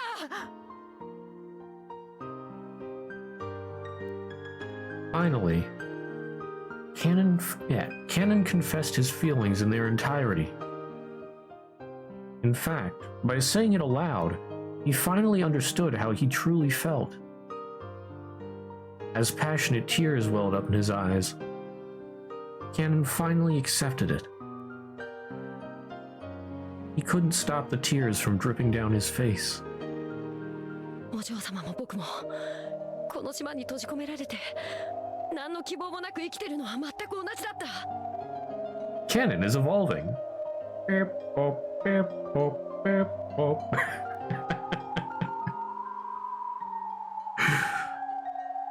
なのにお嬢様は自らの道を自ら照らし、自らの足で運命を切り開くんだ。それが眩しくて羨ましくて、お嬢様と一緒にならこんなみすばらしい自分じゃない別な本当の自分を見つけられそうな気がして。お嬢様の告白を拒絶して悲しかった。悲しかった。自分につく嘘がこんなにも辛くて悔しくて悲しいなんて知らなかった。そして僕のそんな嘘がお嬢様を傷つけたのがたまらなく許せなかった。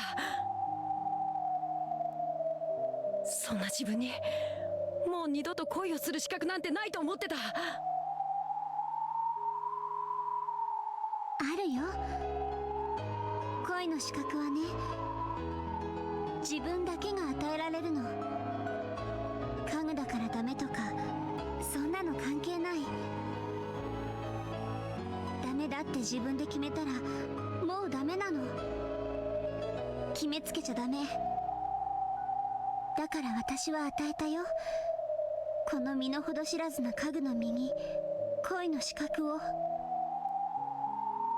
からカノン君にだってあるよ。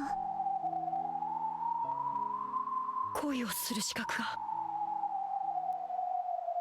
うん、あなたにあげられないなら私があげる。ありがとう。僕はやっと海が見られる気がする。 Let's go!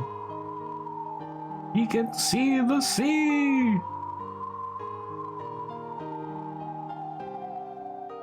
きっとジョージ様は今夜私に求婚すると思う。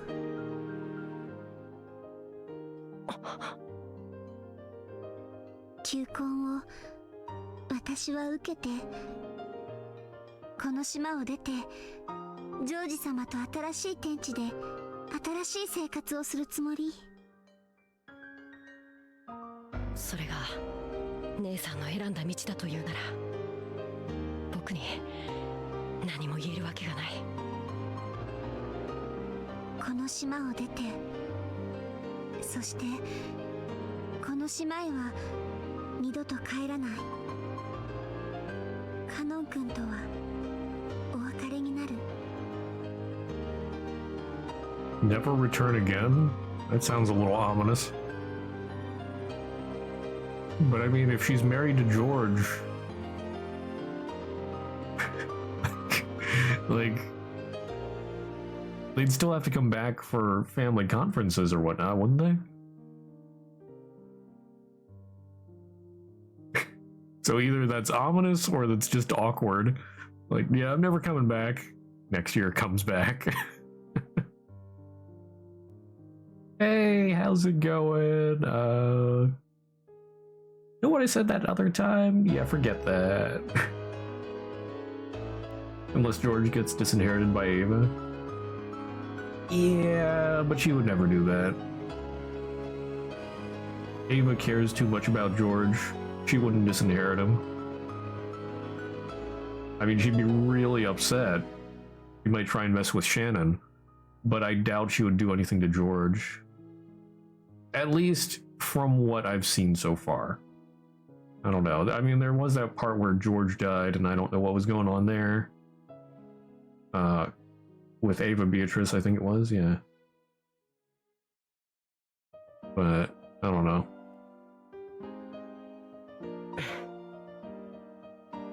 そうだね。僕たちはお別れだね。But with all this talk about like being taken off the game board and not reviving with Beatrice and all that, it almost feels like that's what's going to happen to Shannon, and I worry.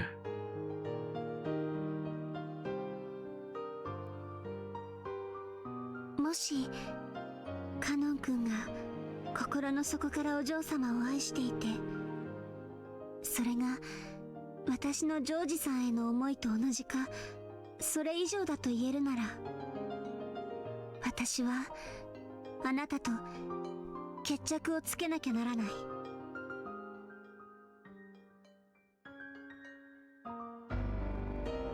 Oh?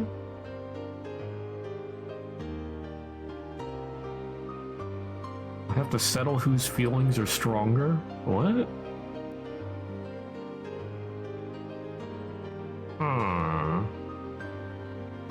I don't know what that's about.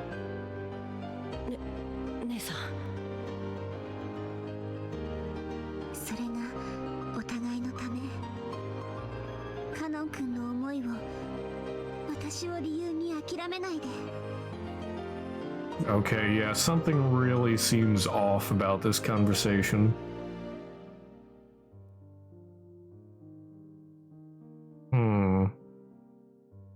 Like, it seems pretty straightforward, but I don't know what this part is about.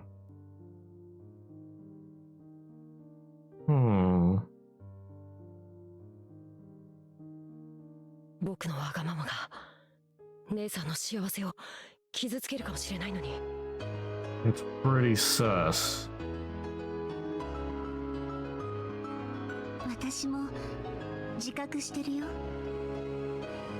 私の幸せがカノン君を傷つけることを。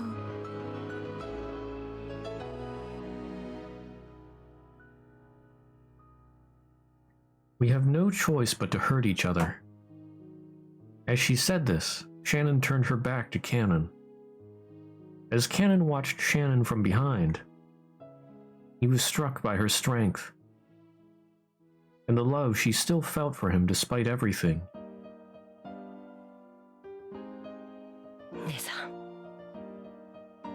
僕は姉さんと一緒で幸せだったよ。私もだよ。君がいてくれたから今日まで頑張れた。だからジョージさんとも出会えた。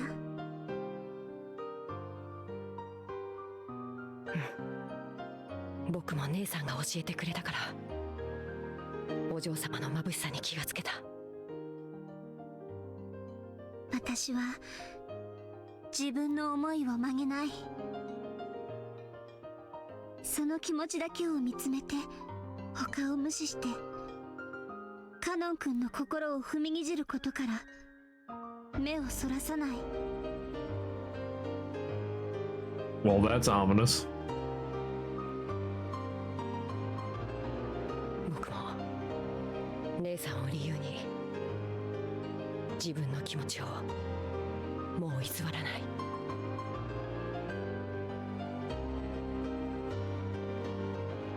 私の恋が実っても君の恋が実っても私たちは互いを祝福しよう。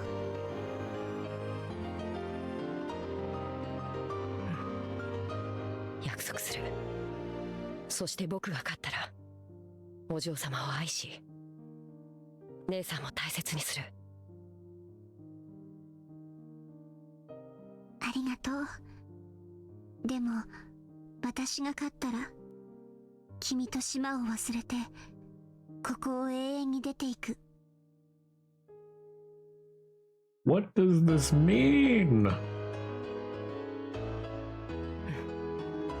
勝ったら自分の恋に全力を。たとえそれが報われない恋だと知っていても。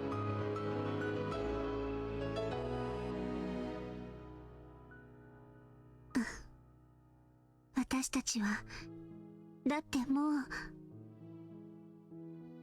家具じゃない。 They've left IKEA!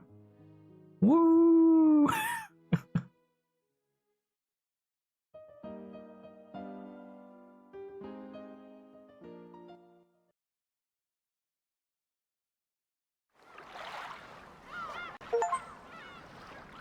Character development, yeah. Welcome to Rockinjima, or welcome them to Rockinjima. Something's different this time. Huh. Got an achievement, that's what it was. The boat carrying the relatives docked at the harbor. They left the boat one by one, making fun of Battler. Goda wasn't the only one to greet them. Cannon was there too. 皆様、ご無沙汰をしております。六軒島へようこそいらっしゃいました。長旅お疲れ様でした。六軒島へようこそ。そうそう、お上手ですよ。Goda complimented Cannon in a whisper. Cannon ignored this, looking just a little sour, and continued to greet the incoming relatives. バトラ君はゴーダさんもカノン君も初めてだよね。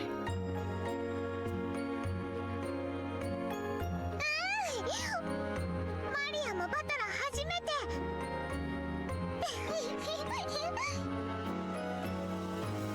ゴーダさんは凄腕のシェフでいらっしゃるんだぜ。この島に来る唯一の楽しみさ。光栄でございます。バトラ様、どうか滞在中のお食事はご期待いただければ幸いです。そりゃ楽しみだ。よろしく。Oops, accidentally skipped a bit there. Oh yeah, just look forward to your meals. Okay, yep. カノン君もお久しぶりね。今日は元気そうね。よかった。そうでしょうか。そうね、顔色が悪くないわ。血色がいいというか、目つきが凛々しくなったというか。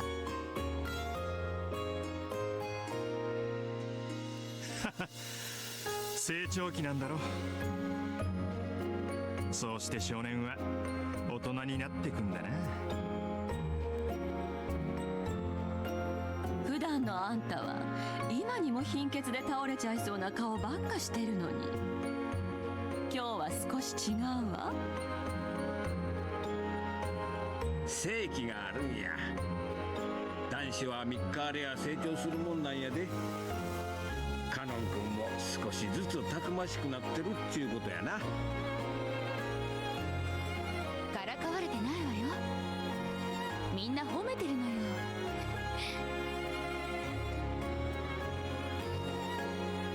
Cannon had sworn to start changing the way he lived bit by bit. However, he had only meant to change within himself, and hadn't expected that it would show on the outside.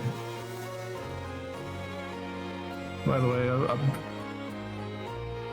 I appreciate the nostalgic music. Like, I don't know, it just seems really fitting. Like, now Battler's the game master and he's looking over all this again. Yeah, been a while.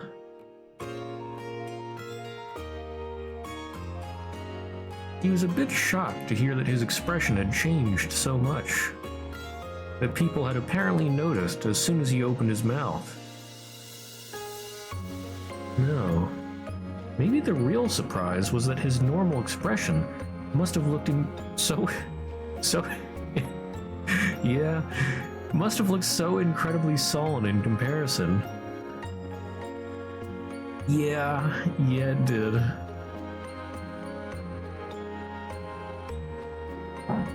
Yeah, Cannon was totally just like resting bitch face.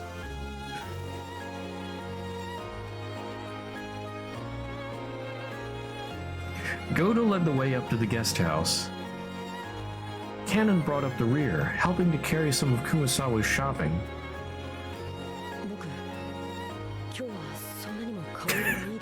Although it doesn't really show here. He's like, yeah, Cannon, your face looks real bright.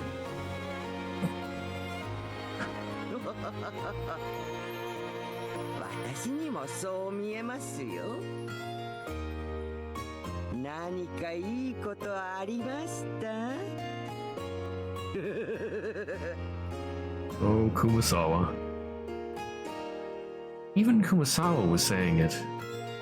Cannon, unable to see what his own face looked like, hung his head in embarrassment. Objection! Hey there, Jeremy. When they reached the rose garden, they could see the others streaming into the guest house. Then he saw Jessica running towards him from there. Is even Milady Jessica going to say that I'm in a good mood today? Cannon hung his head even deeper. And so, almost as though he couldn't control himself, Cannon spoke first. 僕はそんなにも違うんですか？あほらカノン君ってさ Still wonder why the objections from that character? I mean, isn't that Phoenix Wright?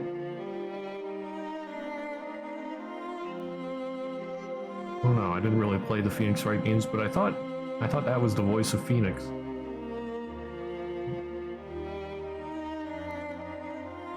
No?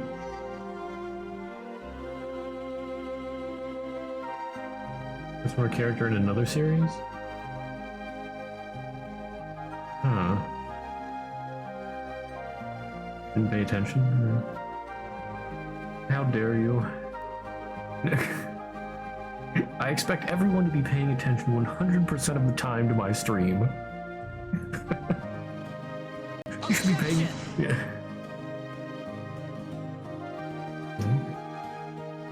Hey, you should be paying 110% attention to my stream. No looking away allowed. You have to watch the entire time. Can't even stop to breathe. Oh my. 積極的に挨拶とかする性分じゃないでしょ。だからみんな珍しいと思ったんじゃないかな。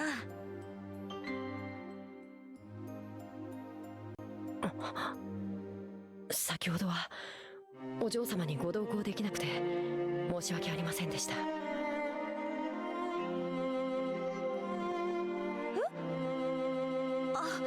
いよいいよ。こっちこそ新島まで迎えに行くから付き合ってなんてくだらないことに誘ってごめん。カノン君だって今日の仕事いっぱいあるだろうし。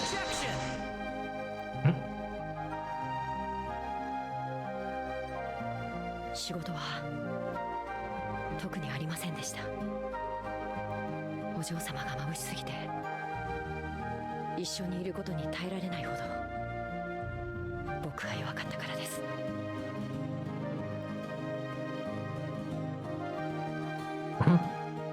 He actually said that to her, oh my. Jessica faltered, uncertain what Cannon was talking about. However, she realized that this was something too important to be laughed off. 何かあったの？カノン君。シャノンが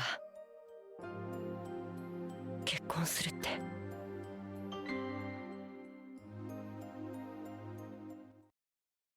そっか。やっぱりジョージ兄さん、今回でプロポーズするんだね。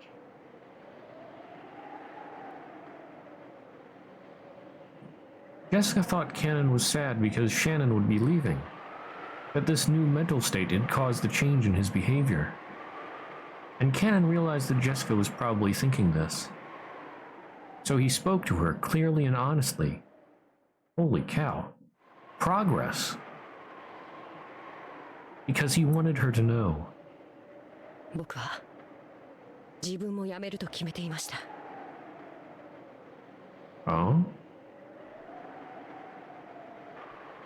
知ってるよ。じゃあカノン君も辞めちゃうの？今は分からなくなりました。辞めたらお嬢様という太陽が照らしてくれた何かをまた見失ってしまいそうだから。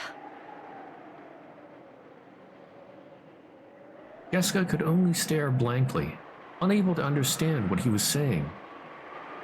However, she did realize that he was trying to tell her something important.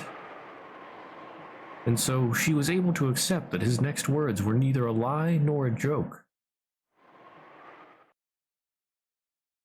僕はジェシカお嬢様のことが It's happening! Wow.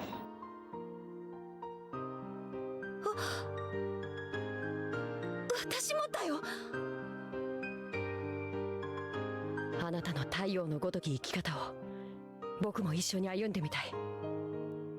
あなたとなら家具と蔑んだ自分から決別できるかもしれない気がする。カノン君は家具じゃない。We just broke through like 10 barriers straight there. そして使用人になるために生まれてきたのでもない。年頃の男の子としてもっともっと人生を楽しんでいいはずなんだよ。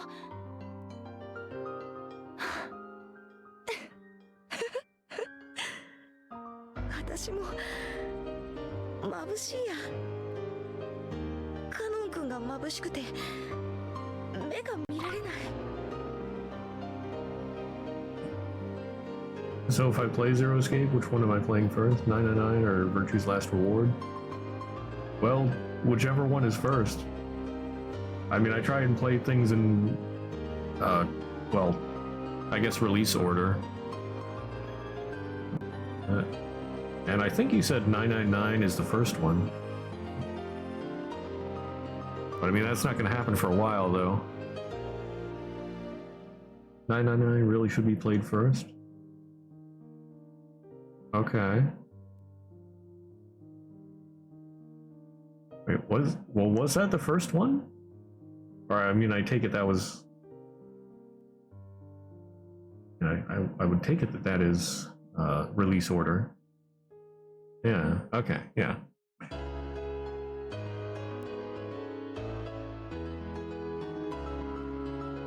これが偽らざる僕の気持ちです。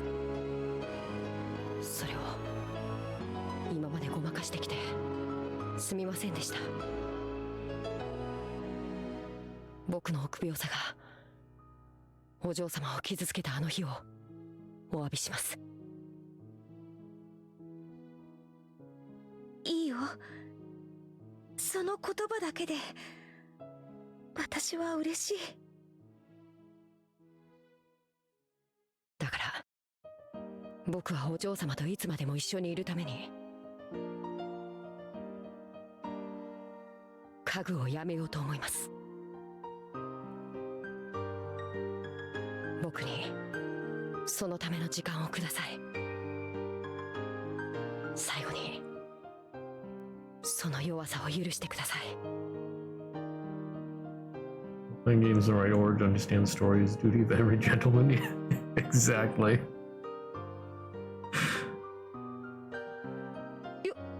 弱さなんてとんでもない。カノン君は見せてくれたよ。今までの自分と決別したいっていうとびきりの勇気を。だから私は応援したいし、せかさずいつまでも待つよ。私が太陽になって君の道を照らせるなら、私だって君という人がいてくれたから誰よりも眩しく輝いて君の瞳に私だけを映したいと思った。君がいなかったら私だって太陽になんてなれなかった。だから待つよ、ずっと。ありがとう、お嬢様。お嬢様はもう嫌だな。Yeah, I saw you posted that earlier. If only if it was just one. 名前で呼んでもいいんですか？うん。二人きりの時だけね。じゃないとカノン君に迷惑をかけるかもしれないし。They're so cute! そうですね。姉さんたちもそうしてるらしいし。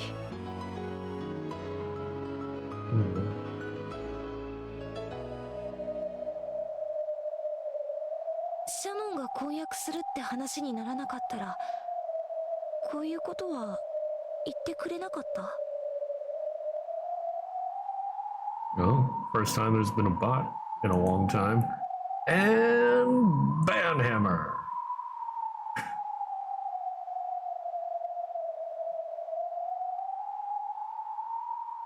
Be gone, bot!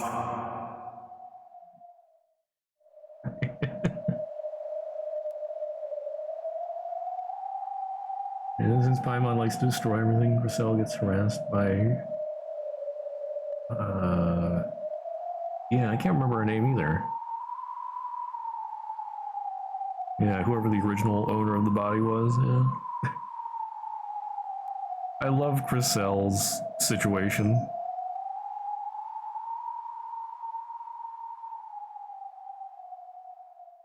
Cannon hung his head, at a loss for words for some time. But it was true. If Shannon hadn't told him about the engagement, he probably wouldn't have been having this conversation at this moment. はい。だからこそ真剣に考えることができました。そんなこと言っちゃって。シャノンの話を聞いてて恋がしてみたくなっちゃった？ Oh my. Turns out a new fire hero makes fire melee OP in raids now? Huh. Okay, interesting. はい。素直だな。まあ私もシャノンたちを見てて羨ましいなと思っ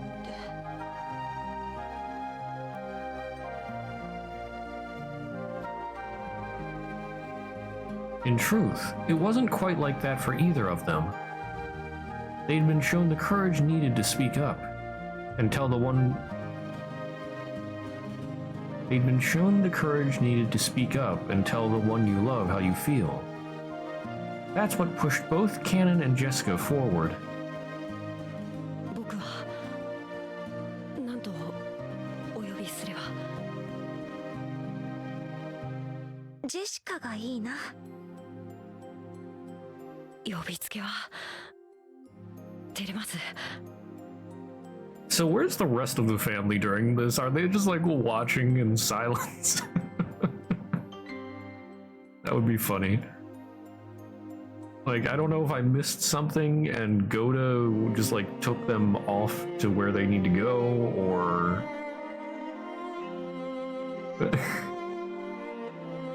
じゃ、さん付けでもいいから最初は。言ってみて。ほらほら。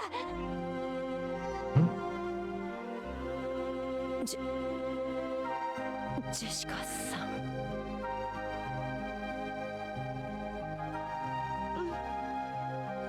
今はそれでいい。だから私もカノン君のことを名前で呼びたい。カノンじゃなくて本当の名前があるんでしょ？きっとカノンの「カ」が含まれた名前だと思うな。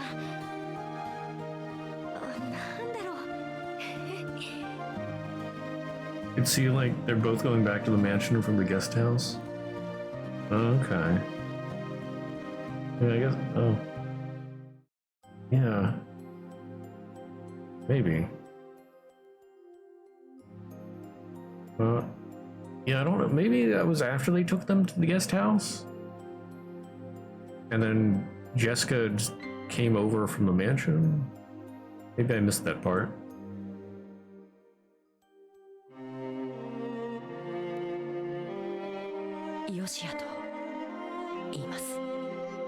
We finally know Cannon's real name. Yoshia. Huh. Wait, did we ever hear Shannon's real name? If we did, I forget.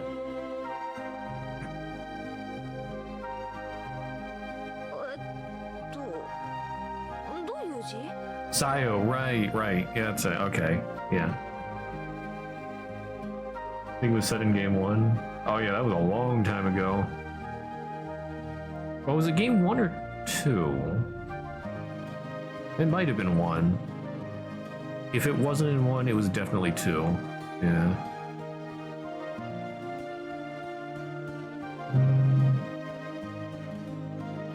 Jeremy's been watching a lot of stuff. AA? Wait, what's AA? Danganronpa 1 through 3, Corpse Party, Normal. Oh, the trilogy.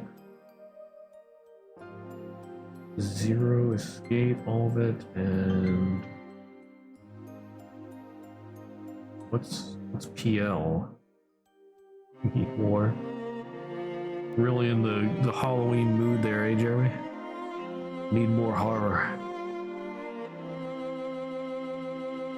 Game 1 on the ring gifting scene.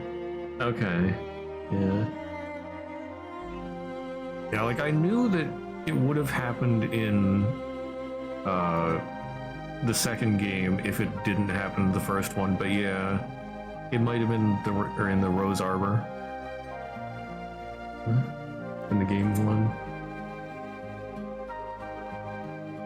Jessica tried tracing out various characters on the palm of her hand.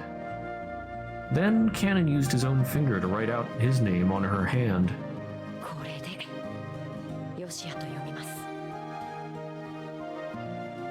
Okay. Neat. What does it mean?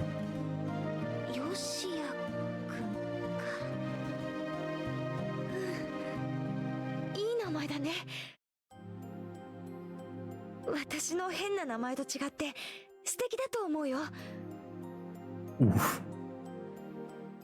Well, that's such a normal thing now in a horror game. You only react to it if it's moving. Just not moving, you don't react to it. Yeah. I guess. Yeah. Yeah. Violence has become very normalized in games, especially horror games.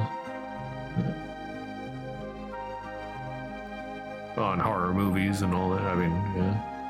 Violence. Extreme violence.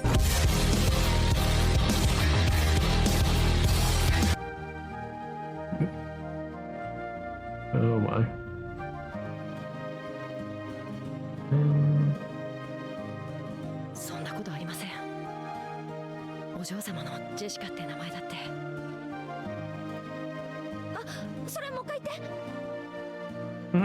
No, he said Jessica without any, well, he didn't add the san. Yeah, he just said Jessica.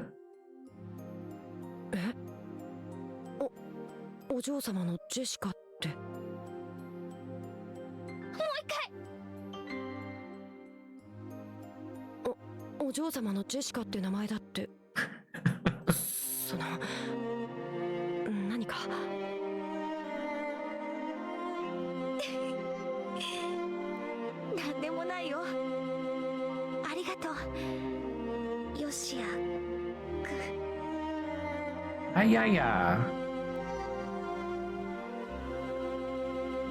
The red flowers of the rose garden seemed to celebrate the two lovers whose feelings had finally connected. The scene was watched by one not human, who gazed out quietly from beneath the rose garden arbor. Oh?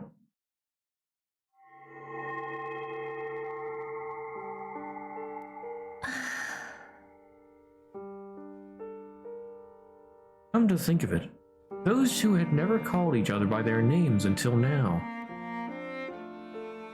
Jessica hadn't known Cannon's true name. Cannon hadn't called Jessica by her name. When people call each other by name, they acknowledge the worth of the other's soul. That's why names are sacred.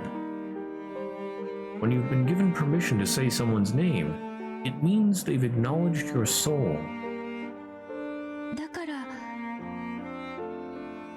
お父様は名前を呼んでほしいと？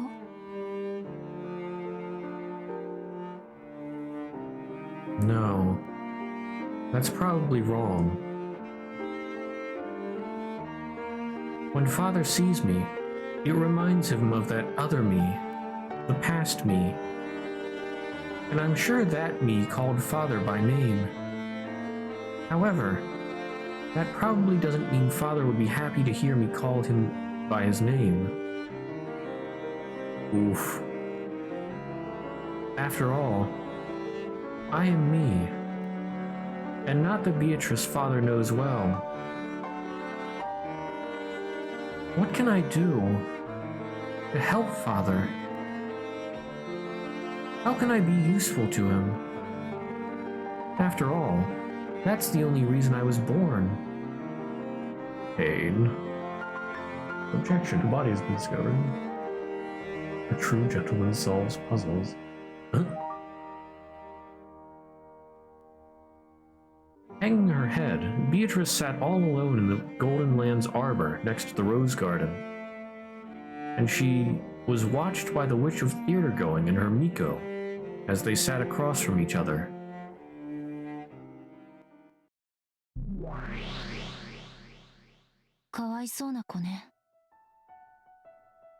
So they're watching Beatrice, who's watching Cannon and Shannon. Or not Shannon, Jessica. そなたがベアトに同情するとは思わなかった。 Right, or I guess I should say, Featherine is watching Ange, watching Beatrice, watching Cannon and Jessica. How long can we make this line go? Oh my. このベアトをかつてのベアトと同一人物と呼ぶのは酷な話だわ。これは全くの別人じゃない。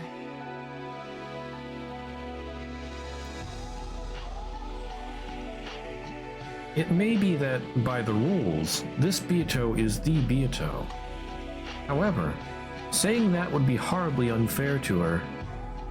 かつての好敵視を蘇らせてこれではバトラも気がめいろうというもの。お兄ちゃんの絶望も少しはわかる。でもこの子の気持ちもわかるの。人は決して誰かの身代わりにはなれない。それがたとえかつての自分であってもね。Compared to the young boy and girl who had found new versions of themselves by calling each other by their true names, this witch looked very feeble. The witch knew that she was an illusion created in the image of the person she once was. And she also knew that it would only hurt Battler if she were to try and pretend to be that person. それでもこのベアトはバトラの役に立ちたいと思っている。 Luckily this ain't Danganronpa, otherwise you'd be hearing ding dong, ding dong. Body's been discovered. But nobody's dead yet. けなげな話だ。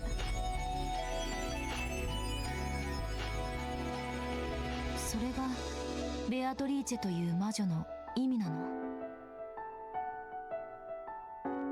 ？6 announcements in a row, yeah. On the first Twilight.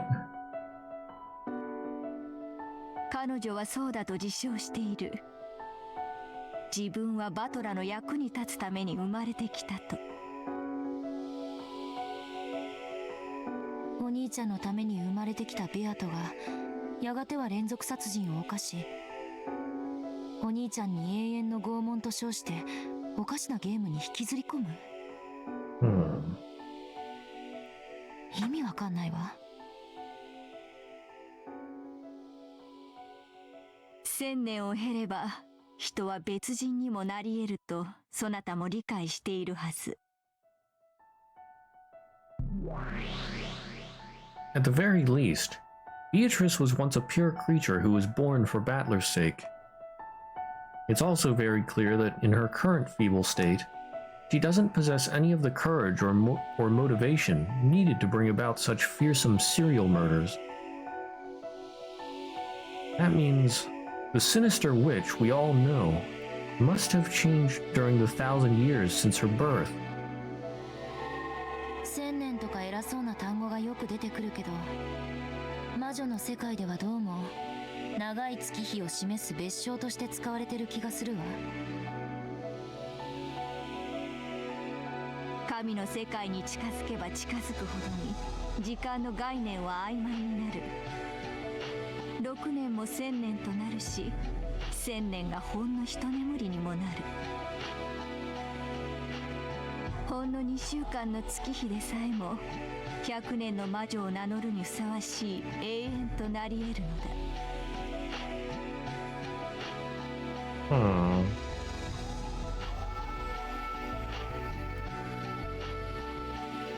Okay.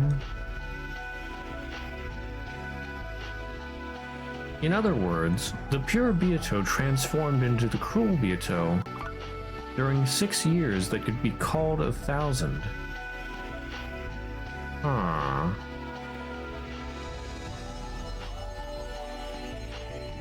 Book of Shadows without noticing? What? No. I'm still on episode, was it 5? Yeah, I'll be doing more Corpse Party Book of Shadows tomorrow.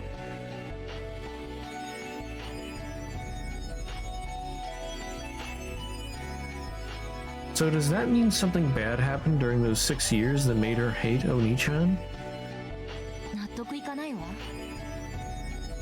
その6年間、お兄ちゃんは六軒島はおろか、後ろ宮家の席から抜けてさえいるのよ。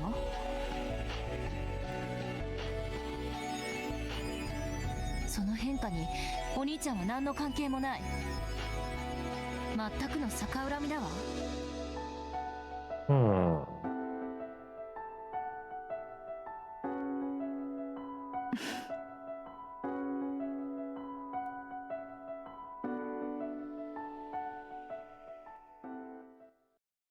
What does it all mean?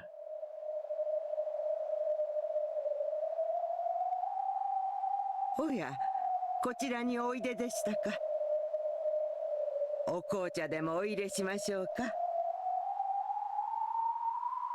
熊沢さん、知りたいことがあります。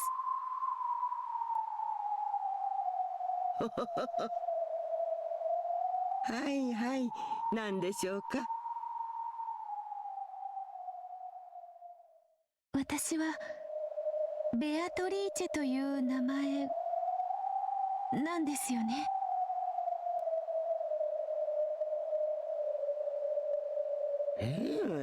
そうですとも。お嬢様はベアトリーチェ様でございますとも。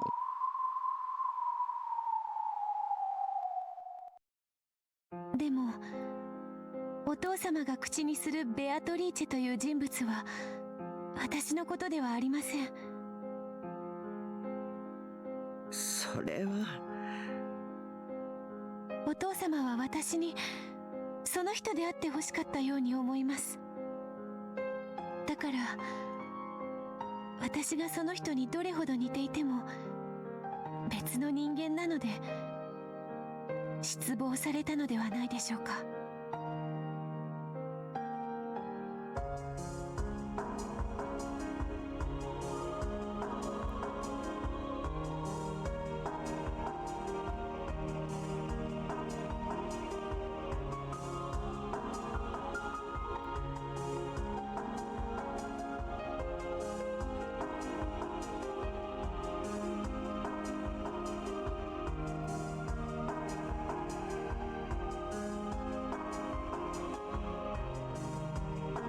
Didn't this happen, or something similar to this happen with Kinzo and whatever arbor this is?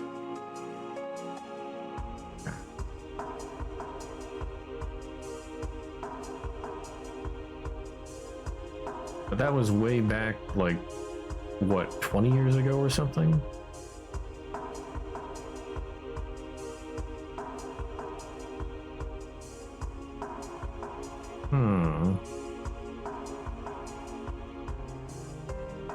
What's the deal here? そんなことはございませんよ。お嬢様はお嬢様、ベアトリーチェ様ご自身ですとも。新しくお生まれ変わりになるとき、以前の記憶を失ってしまっただけでございますよ。たとえ記憶をなくされようとも、お嬢様はベアトリーチェ様、親方様の愛されるお方と同一人物でございますとも。その記憶というのはどうやれば取り戻すことができますか？それは。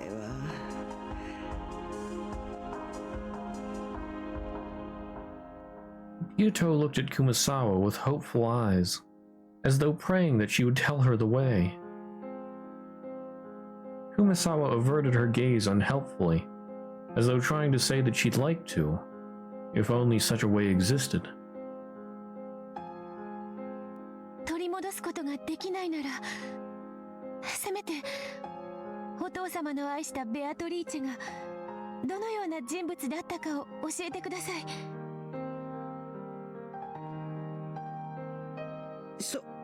それならお話はできますけれど。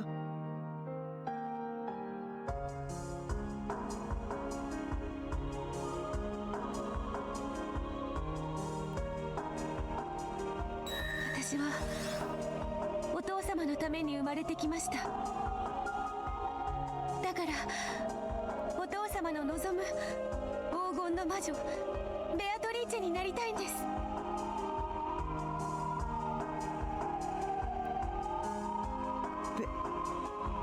ベアトリーチェ様。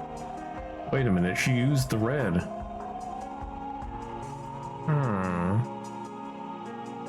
私に魔法は使えません。でもお父様の望む魔女が使えるならそれを学びましょう。私はお父様の望む魔女になります。それがお父様に産んでもらったことへの私が示せる唯一のご恩返しです。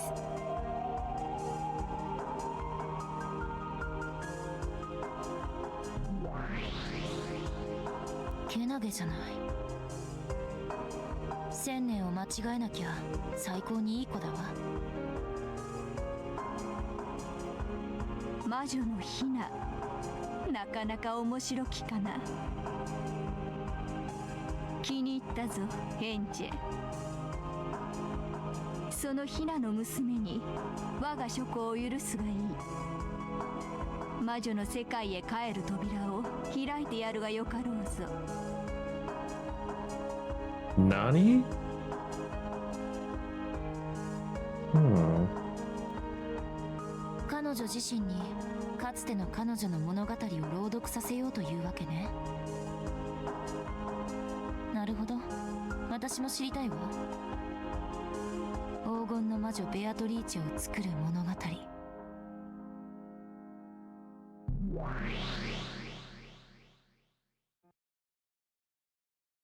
いいでしょう。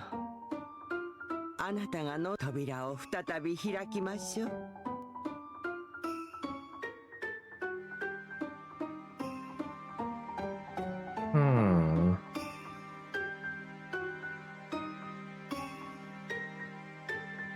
熊さんさん。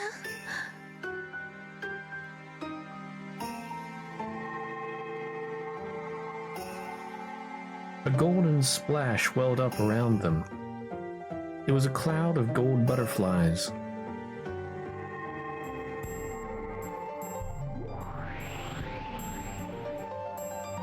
With a flash of gold, the form of the old lady transformed into that of a witch in a dress. あなたの進むべき道はあなたが決めなさい。それはおそらくバラの道。美しく咲き誇ったバラがあなたを祝福するかもしれないし、そのトゲであなたを苛むかもしれない。しかしそれでもあなたがいつかたどった道、その結果同じ千年を経てもいい、異なる千年を経てもいい、望むなら道を引き返してもいい。進みます。私はこの庭で1000年お茶を飲んでいるだけで過ごしたくないんです。お父様のためにこのベアトリーチェは生まれてきました。だからお父様のために生きようと思います。教えてください、黄金の魔女。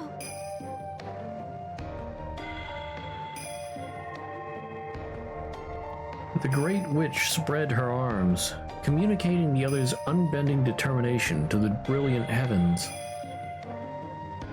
At that moment, a brilliant light covered the two of them, and before they knew it, they were in a strange study.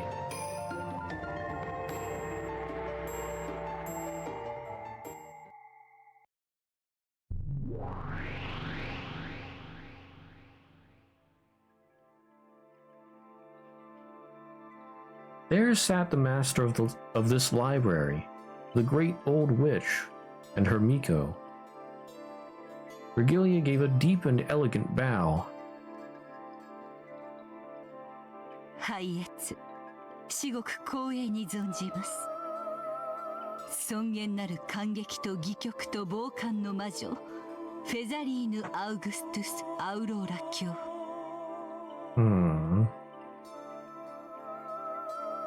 表を上げよ、人の子よ。その娘にしばしの間我が諸子を自由に閲覧する資格を与えようぞ。我が巫女エンジェ、その方に世話を命ず。はいはい、お任せを、我が主。素直にそなたの物語が見たいと言えばいいのに。感激の魔女の巫女よ、ベアトリーチェをお預けします。よろしくお願いします。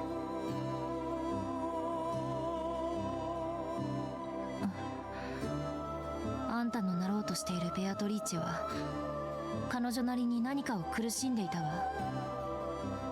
少なくとも今のあなたはその何かから解き放たれている。自らその枷を取り戻すために旅に出るの。はい、私は黄金の魔女になりたいんです。それが私の生まれてきた理由です。彼女の煉獄をめぐる旅が快適であるよう、そして保護が与えられるよう、無限と有限の魔女プブリウス・ワルギリア・マロの名において要請します。Our journey through purgatory.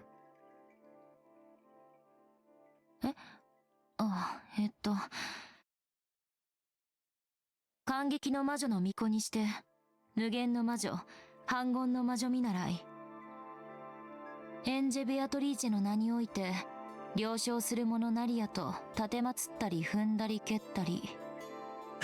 Do humbly accede to your request or whatever.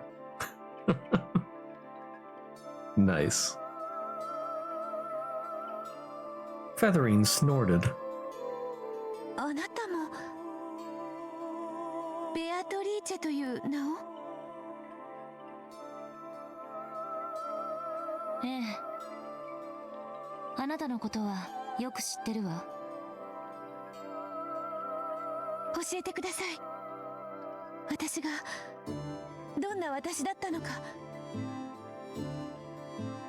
ええ。だから教えて。あなたがどうしてあなたになったのか。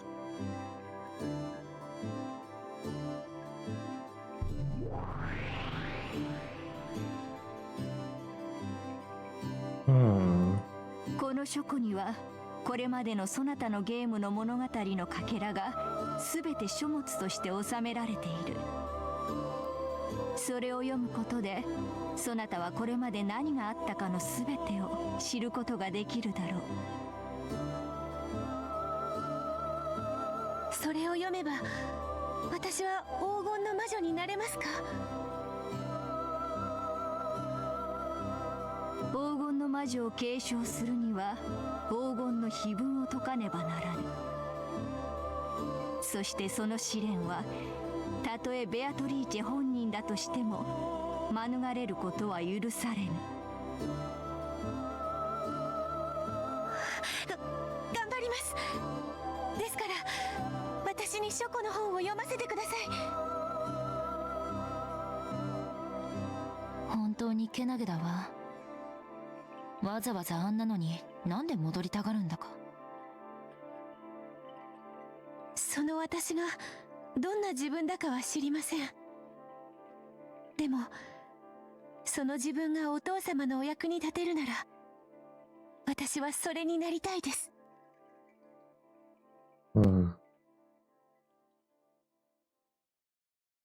Ange sighed resignedly. No words would stop this girl's feelings of respect. Ange was the Miko of the Witch of Theater Going. She could do nothing but watch over the stage. That's right. They weren't actually interfering with the play. This was just a bit of directing, to shine the spotlight onto the tale of Beato's past. Even this was nothing more than the Witch of Theater Going watching a play. 読めばそなたはかつてのベアトリーチェがどのような人物だったかを知るだろう。しかしそこから何を得られるかはそなたが決めるがよい。書庫にとどまるも自由、立ち去るも自由、再び戻ることさえも自由だ。その対価として私はそなたを感激する。感激とは？要するに好きにしていいって意味よ。Oh my. ありがとうございます。青草、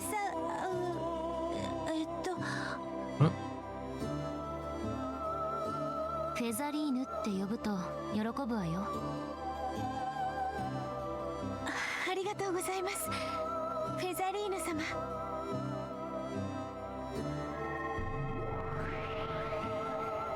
After being welcomed in by Featherine, Beato left on a journey to discover herself. That tale connected the old tale with the new one. It wove them together. The 1,000-year-old tale about her returned to its starting point, becoming a snake eating its own tail.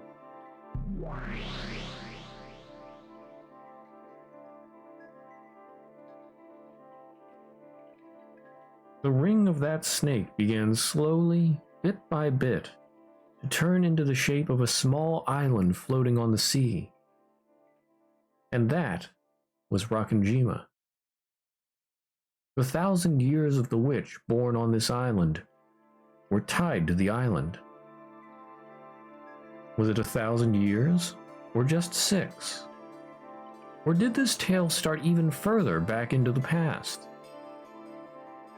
Beatrice went out on a journey to find herself.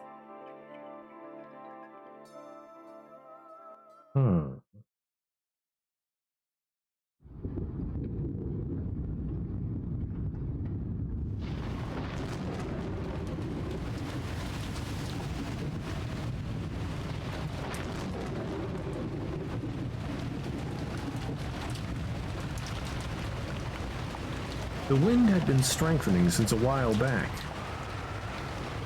The breaking waves had grown fierce. The ferry boats probably wouldn't be coming for a while now. The crashing thunder told that the island had been sealed off from the outside world. A thick rain poured down, mocking the fools outdoors who had to rush pathetically to find shelter. No longer would anyone be able to leave this island. And no longer would anyone be able to reach this island. No one unless blessed with a miracle. There was another flash of lightning. The retinas of all who saw it were filled with white.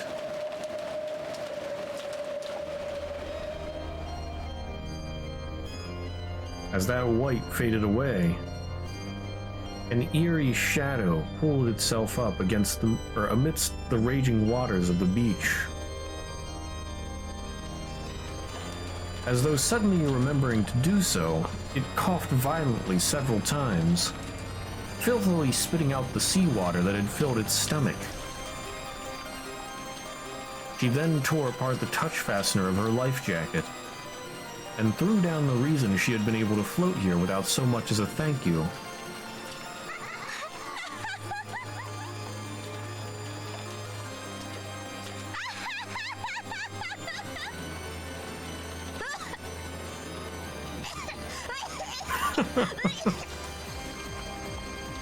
Nice.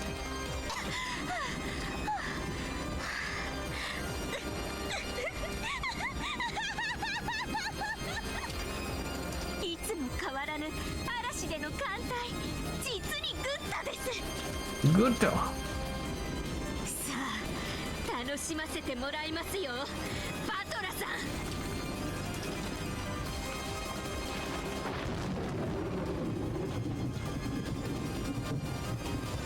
Erica has returned.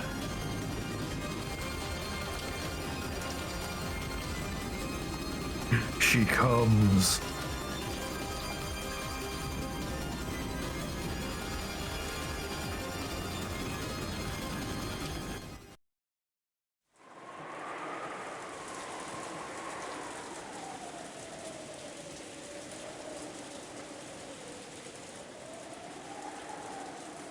News of the drifter, Furudo Erica, quickly spread across Rockinjima.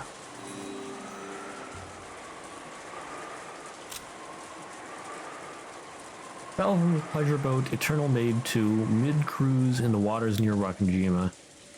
October 4th, she drifted to Rockinjima. The Ushiromi family welcomed her as a guest. She managed to drift to the island unharmed thanks to several miracles, including the fact that she was wearing a life jacket.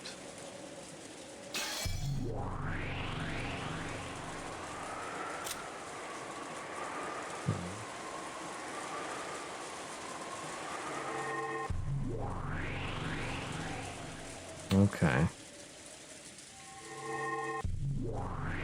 Wow.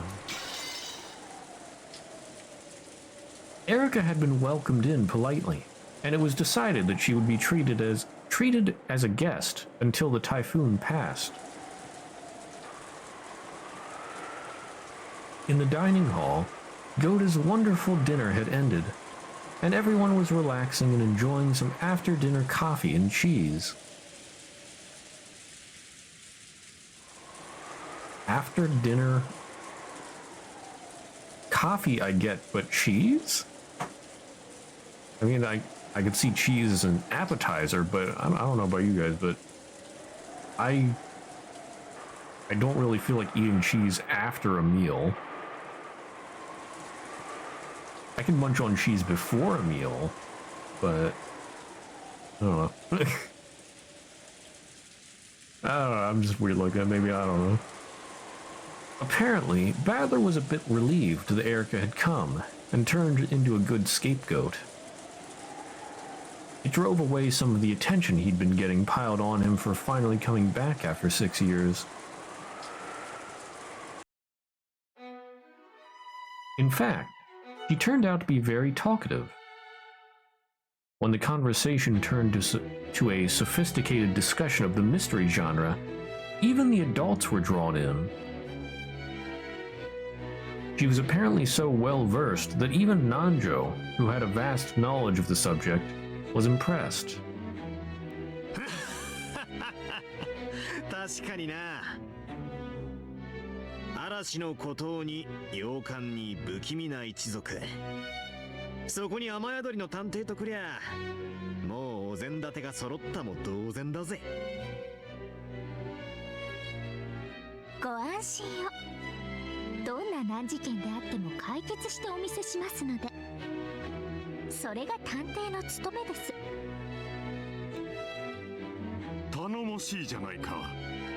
むしろ何か怪事件が起こってほしいものだね。Imagine that.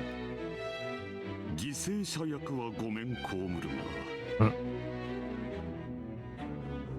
あなた不謹慎です。まあ人間のミステリーの歴史なんてほんの100年足らず。そのトリックもアイデアもほんの数種の焼き直しですでに描くべきことなどありません。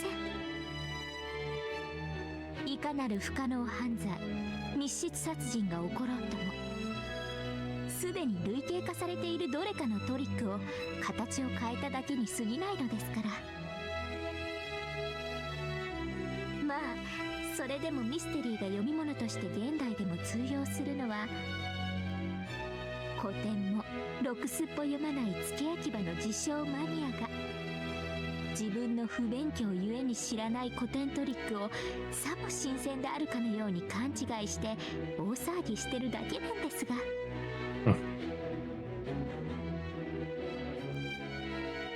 Everyone couldn't help but gape at this imposing claim. If an aged critic had said it, that would have been one thing. But to think that a young person like this could say it so boldly. ミステリーなんてもう半世紀も前に終わったジャンルなんです。私に言わせればですが。でも不勉強なバカばっかりのおかげで私は探偵面ができるというわけです。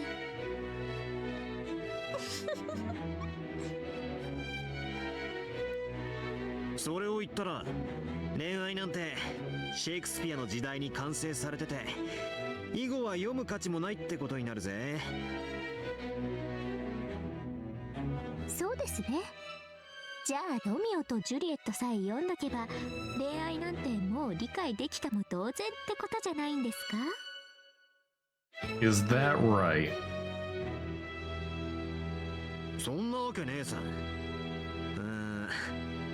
本は読んだ数を競うものでもねえが、さりとてこれで十分だと威張るもんでもねえ。過去の古典の話ばかりで新書を読まねえのはいわゆる悪しき解雇主義じゃねえのか。それこそ読書をサボる年寄りどもの言い訳だと思うぜ。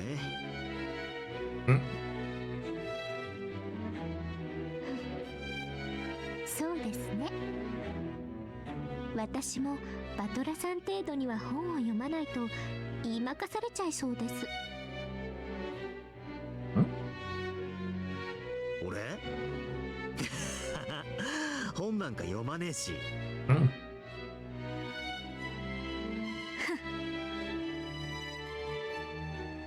Battler chuckled, but Erica knew from the previous game that Battler was actually quite an avid reader.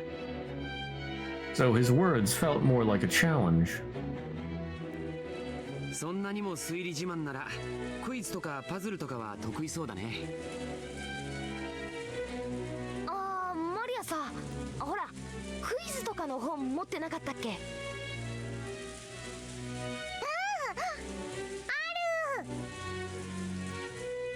Realizing that Erica's arrogant statement had made the atmosphere a little more tense, George smoothly changed the subject.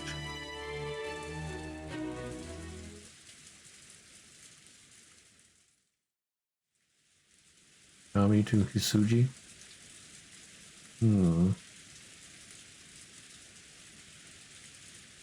But man, whenever Maria says, ooh, I always gotta remember that that's like her spell to, what was it? I don't know if it was to make her mom love her or to just have a happy relationship with her mom or something. Yeah, make mom happy. Yeah. Pain.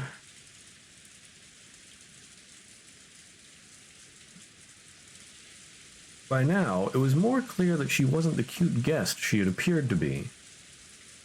Maria pulled a book out of her bag that had quizzes and puzzles written on it, and started reading them to everyone.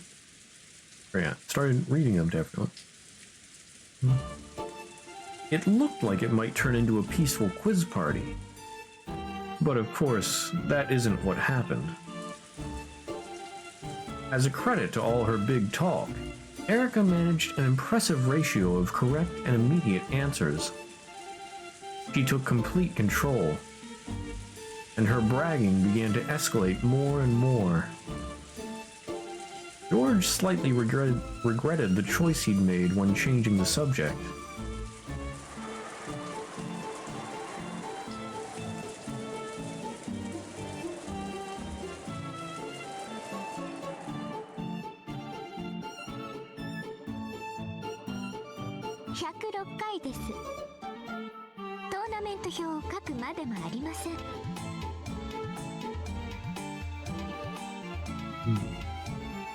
The question, how many matches would you need for a tournament with 107 teams, was answered instantly by Erica.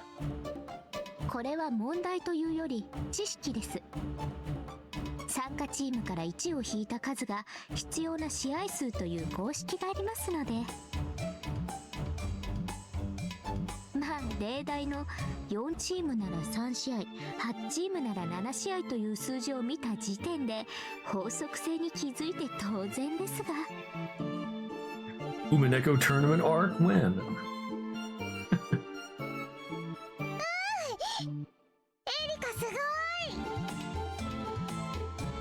エリカお姉ちゃんでしょ。言ってごらん。おお、エリカお姉ちゃんすごい。大したもんだな。なるほど。自称探偵は伊達じゃねえってわけだ。まあ探偵を気取るつもりならこの程度は。すごいね。きっと将来は本物の探偵になれると思うよ。まあもうそのつもりですが。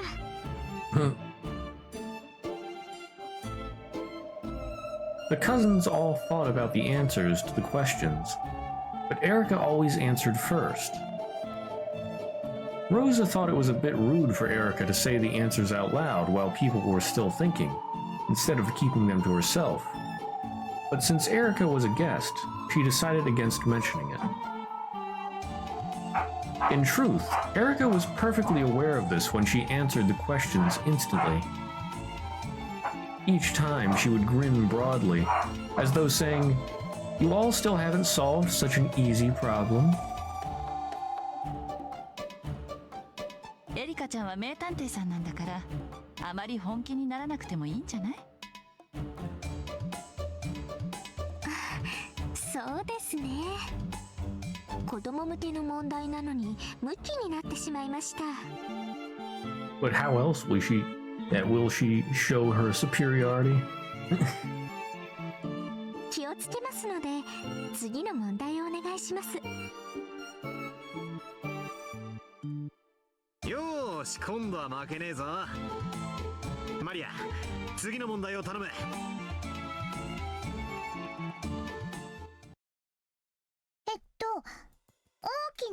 ーズが1個あります。それをナイフで1回切り分けると2つになります。Cheese grommet. では8個に切り分けるには最低何回切ればいいでしょう。 Cut it into 8 parts. They don't have to be equal parts, right? I don't know if that matters.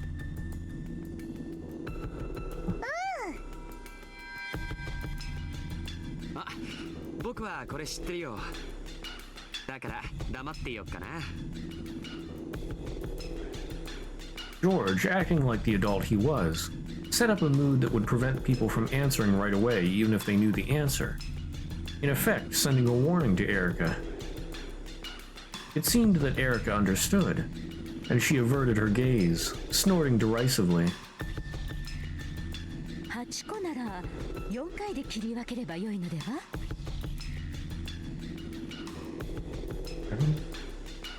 バカね。それが答えだったら問題にならないじゃない。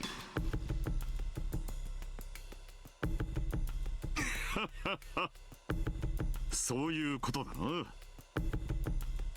こういうのは想定の回数より少なくできるものと相場が決まっている。しかしどうすればいいやら。I wonder if this is a clue for something later on. ああ、わかったわかった。こりゃチーズだからできることだね。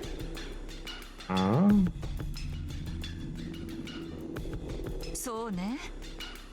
バースデーケーキでこれをやったら大喧嘩になるわね。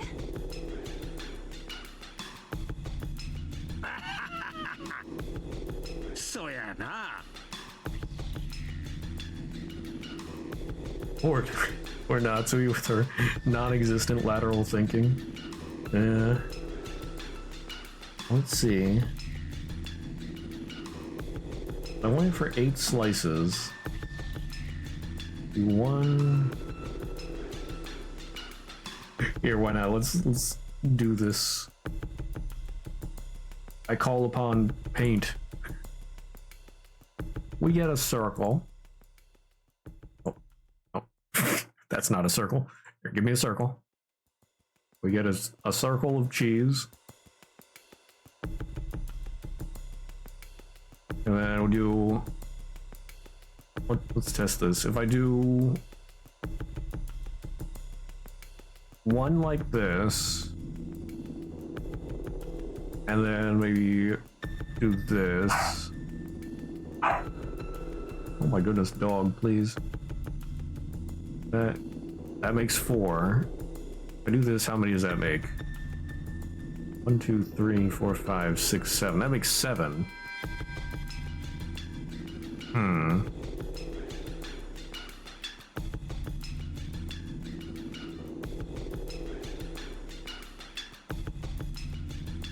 I assume that you can only make straight cuts. So...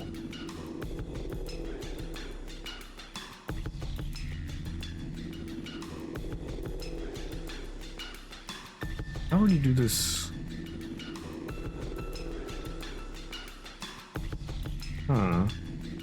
But they said they can only do it because it's cheese.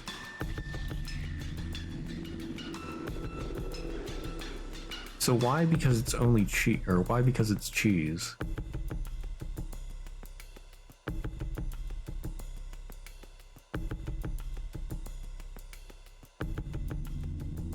Is it they take the part, or they take the cheese apart? Yeah, because yeah, that would be it. So if you take the... let's take this little piece off. And then, I don't know, like, stick it over here. Close enough. Oops. And then you do that. And it's 1, 2, 3, 4, 5, 6, 7, 8. I did it! I solved the problem. I'm a genius.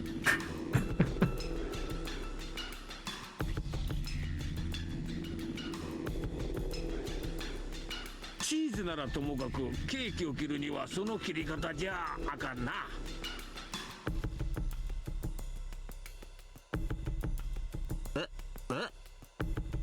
みんな答え分かってんのかよ。So much for not losing. くそ、分かんねえの俺だけかよ。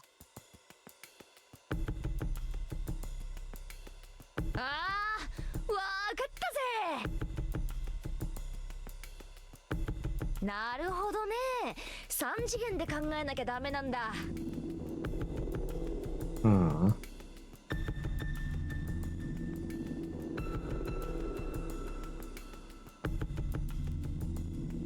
Let's see, if you think three-dimensionally, if you stack it on top of each other, then, let's see, divide it in half, put the half on top of the other half, then you get 4. Yeah, okay, yeah, if you stack it on top of each other, you could cut 3 times, and it would equal 8 as well.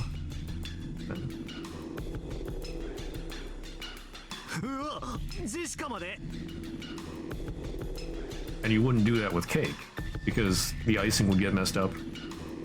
Missing something even more obvious? Huh.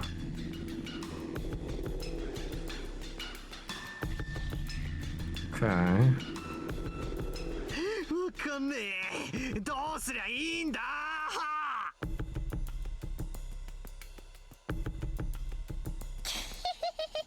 マリア、答えわかるよ。ここに書いてあるもん。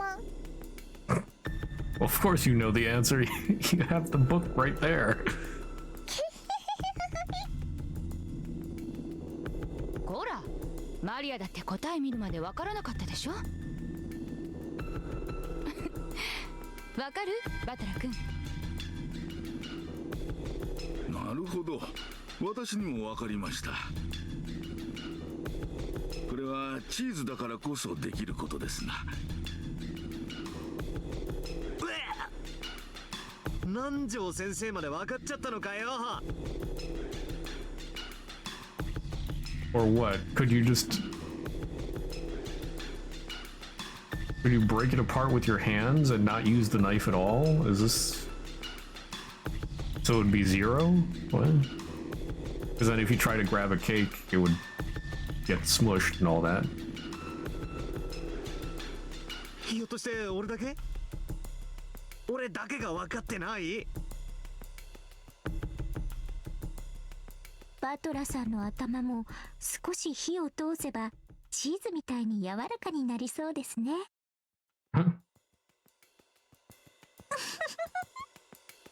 Oh yeah, his brain is super flexible. It's gotta be to do all those mental gymnastics. ナイフは0回で手でちぎれるとかそういう答えじゃないんだね。Oh my goodness, he actually said it. なわけねえぜ。ナイフ以外では切れないチーズってことで。 Okay, so it has to be cut with a knife. チーズを立体的に想像するんだよ。難しいなら紙ナプキンの裏に絵を描いてみるのもいいかもね。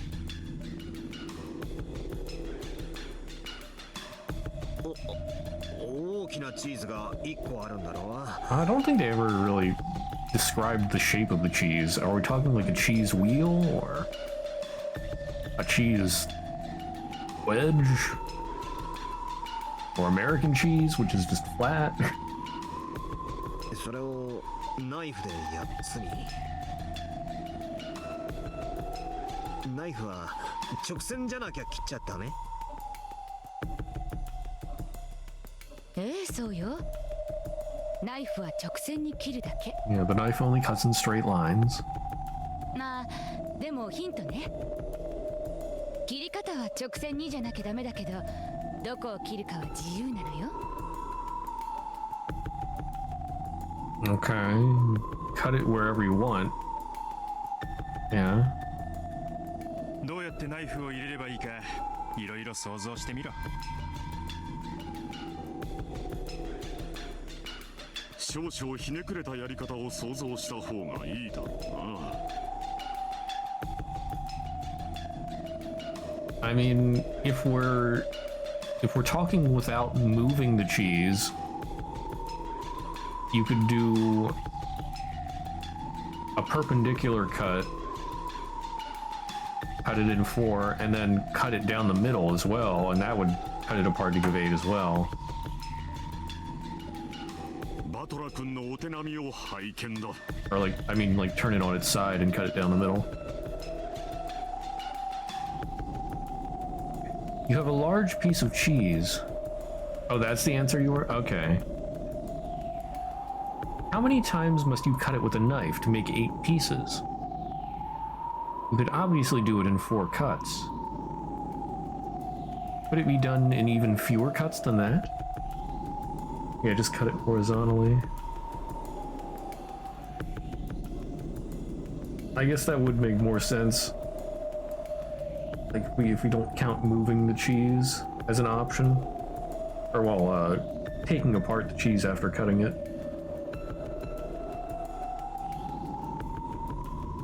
Our hints so far point to it being possible specifically because it's cheese.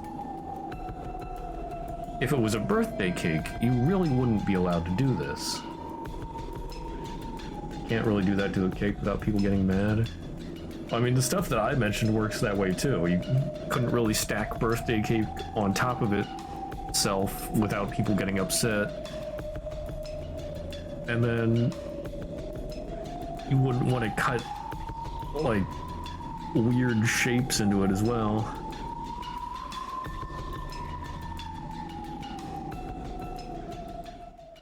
So really there are a few different options. チーズだからできる技？おう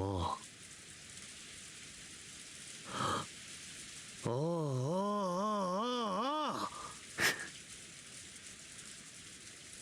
おう。わかったわかった。すっかり騙されたぜ。頭が硬いとダメだな。ようやくひらめいたようですね。それが正解だといいのですが。チーズはナイフ以外では切れないんだよな。ナイフは直線だけで切るんだよな。それ以外に何も条件はないよな。なあ。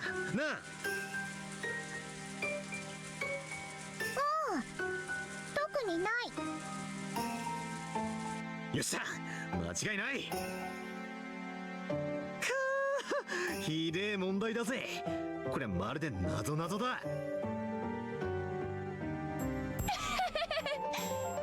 ら切るばかりが脳じゃないってことだぜ。上から2回切って4分割。その状態で側面から切れば上段と下段に分かれて4分割が倍の8分割。立体で考えないと出せない答えだね。つまり正解は3回さ。Yeah. そうなのか？俺1回だと思ってたけど。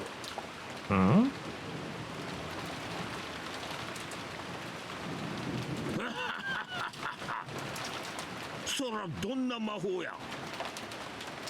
いくらなんでも1回は無理や。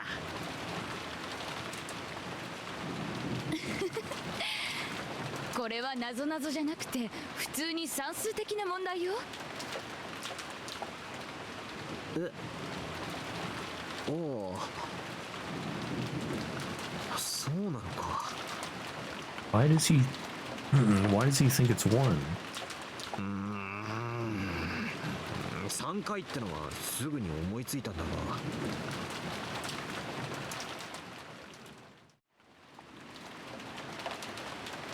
それじゃ簡単すぎて問題にならないと思ってひねりすぎたか。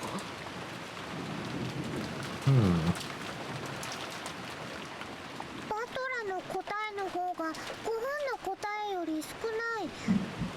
バトラが正解？ええ、そうです。 He's right. バトラさんが正解です。正解は1回です。 Nani? Battler was happy that someone had confirmed his answer. However, at some point, Erica's face had lost its cheeriness. 私以外に1回と答えられる人間がいて、それがよりにもよってあなたとは。エリカも答えは1回なのかよ。どうやらお前も相当ひねくれてるみたいだな。1個のチーズと聞いて、その形状を決めつけるのは実に愚かしいことですので。 Oh. If it was a weird shaped cheese, that could work. Yeah, okay.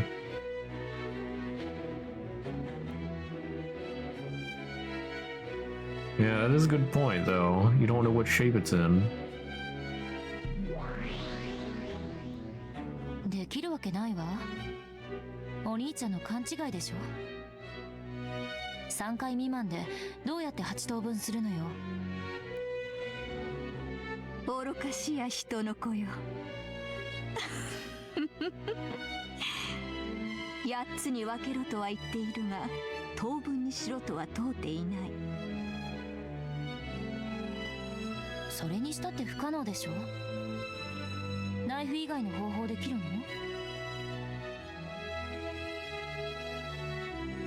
ナイフ以外では切れない。ナイフは直線に切らねばならないと条件がある。しかし逆に言えばそれ以外に条件はない。いや、そもそもチーズの形さえも示されてはいない。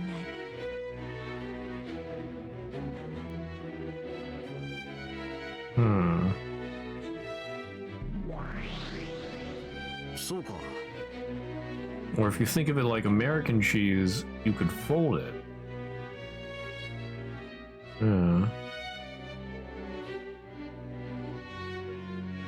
So even if you wouldn't cut it, like you wouldn't cut it with the folds, but then once you did fold it, then you could cut it and make a whole bunch of different pieces.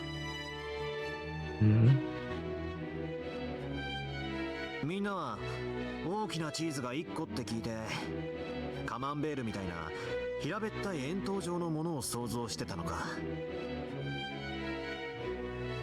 俺は朝食のトーストの上に乗せるスライスチーズを想像していたぜ。ナイフで切り分けるような立派なチーズとは普段縁がねえからよ。チーズの形状に条件は示されませんでした。出題者のミスです。おそらくマリアさんのその本にはいわゆる平べったい円筒状チーズの図面があるはずです。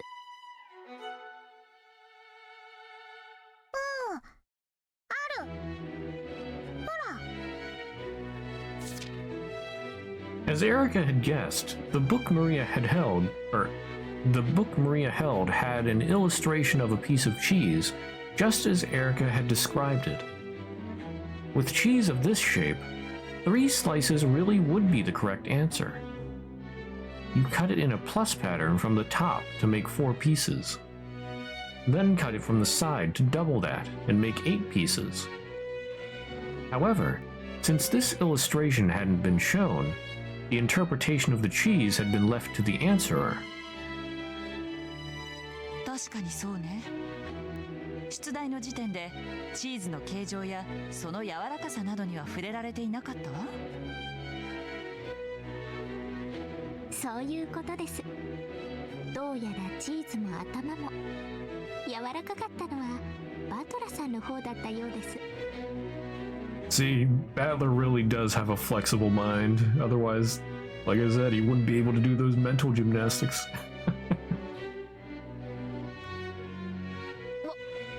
わけわかんねえぜ。スライスチーズだったらどうしてナイフ1回で8個に分けられるんだよ。 You fold it. お手元のペーパーナプキンで試してみたらどうですか？これをスライスチーズだと思って。つまりよ、こうしてさ、蛇腹に折るわけさ。何回折れば8個になるかな。6回です。 To fold it accordion style, you alternate between upward and downward folds. Once you've done this 6 times, it looks like the side of an accordion. 普通のチーズならこんなに折ったらそこでちぎれちまうところだが、ナイフ以外じゃちぎれないことになってんだろ。 Yep. ええ、問題ありません。ナイフ以外では決して切れぬ魔法のチーズですから。 It's magic cheese. Yes, exactly. その畳んだのも真上からバサッと一刀両断にすりゃ。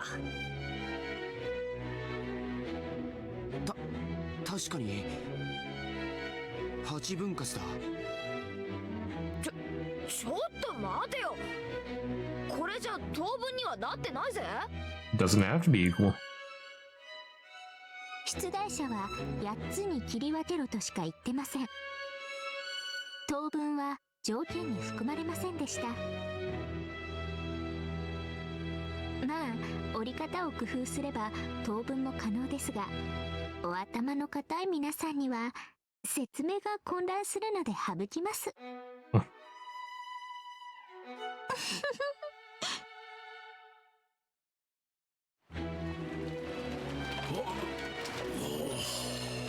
Gasp. For a while, everyone was stunned. Battler had reached a far better answer than 3 by thinking of the problem as a riddle. Erica had already known both answers, and had even spotted a mistake made by the book. The others could do nothing but stare at those two in surprise. Yes.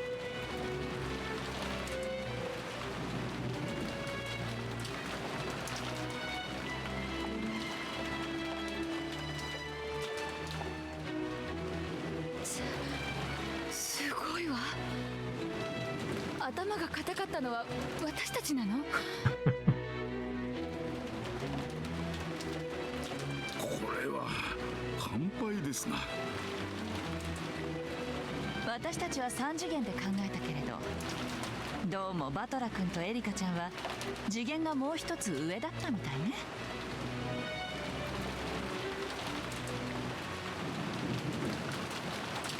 だいぶ魔女とのゲームで鍛えられたようじゃないですか。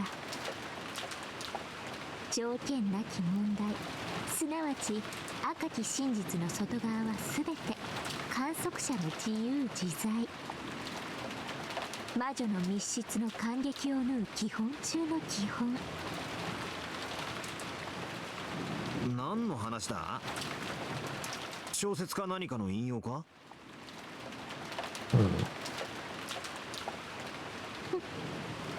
まあそういうことにしておきます。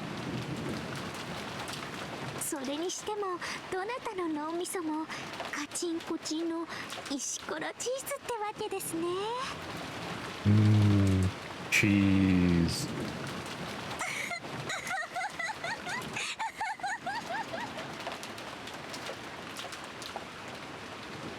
Without any signs of restraint, Erica looked at everyone and laughed sarcastically. Only Maria didn't notice the venom in that laugh as she happily turned to the next page. じゃあ次の問題ね。3つのコップと6枚のコインがあります。3 3つのコップそれぞれにコインが1枚、2枚、3枚になるように分けてください。Okay. おいおい、そんなの簡単じゃねえかよ。最初のコップにコインを1枚、次のコップに2枚、最後のコップに3枚入れて出来上がりだぜ。ではそれを5枚のコインでもできるでしょうか。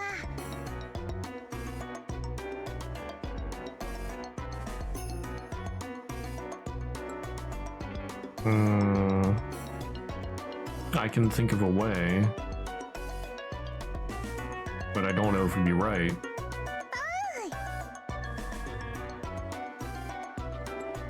また陳腐な問題が出てきましたね。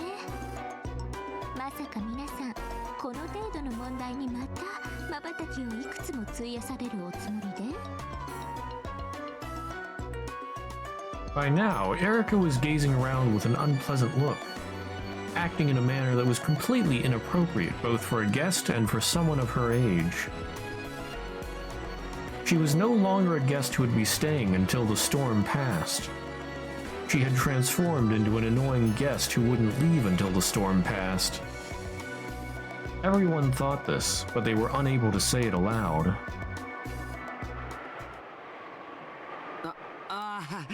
コインの問題っていうと、ほら、お箸の使い方がうまいかどうかはコインをお箸で掴めるかどうかでわかるそうだね。お箸。そうです。お箸です。お箸は世界で最も優雅な食器です。What is her fascination with chopsticks? The right way to solve that is just put the first cup in the third cup.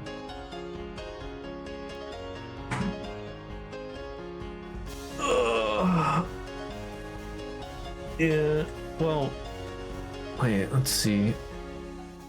The first cup in the third. Yeah. First cup has 1 coin. Yeah. Yeah, that's what I was thinking. I just had to think about the position of the cups.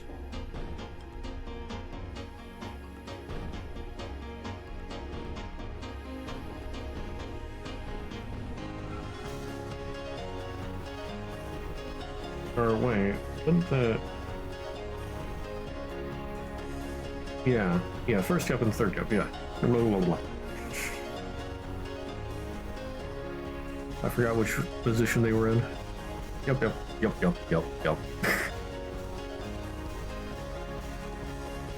But yeah, I just didn't know if putting the cups into each other would be allowed, but that's what I assumed. But I guess they didn't give any rules, so yeah.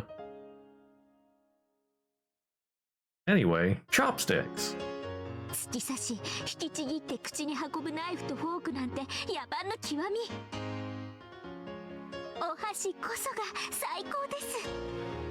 私の箸使いこそが芸術。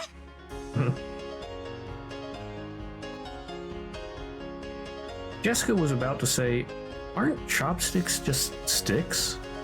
but stopped herself just in time. She realized that it'd be best to let George take control for now. 小銭あるけど、ちょっと僕と競争してみない？僕もお箸の持ち方には厳しいんだ。そやな。ジョージの箸は随分厳しく教えたんや。確かにテーブルマナーは育ちが出てしまうものだ。エリカさんの持ち方もなかなかに良い。俺の小銭も貸してやるぜ。枚数が多い方が面白いだろ。ジェシカ、よく見て覚えなさい。Oof. うせえぜ。よし、競争しよう。ここにある小銭をどれだけ多く自分のお皿に移せるか。Yeah, Jessica just got wrecked.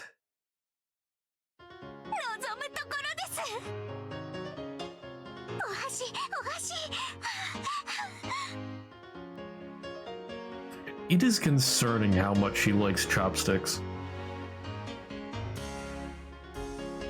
This time, George had steered the conversation into a good direction. Everyone else understood, and they helped to egg on this chopstick fight and change the subject.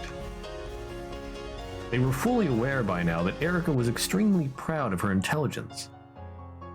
And apparently, she had the bad habit of using that to look down on other people. She spun her chopsticks around with the deft hand of a juggler, staring at the coins scattered on the table like a dog who had been told to stay after having a meal placed in front of it.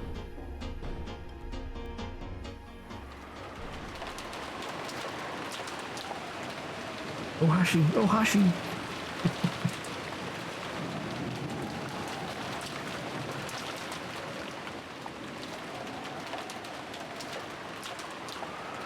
The unsettling sound of the wind had now blended in with the sound of rain, mimicking the howl of some monstrous beast. Just when it seemed to be crying out sadly, it would suddenly turn into a roar and rattle the window, striking up even more fear and unease within me. And back to the creepy room. Is this Beatrice's room, or... Well, isn't Beatrice supposed to be looking at the library records or something? I don't know. Oh no, this is Battler. Right. Yeah, Battler's trapped in the room, but... Huh? Is this going on at the same time of other stuff? Light from the hallway poured in through the thin crack of the slightly open door, and it seemed to carry with it laughter that was warm and happy, but very distant. I'm sure everyone's in the dining hall or somewhere, having a good time. I want to go there as soon as I can. I'm sure my family will be there.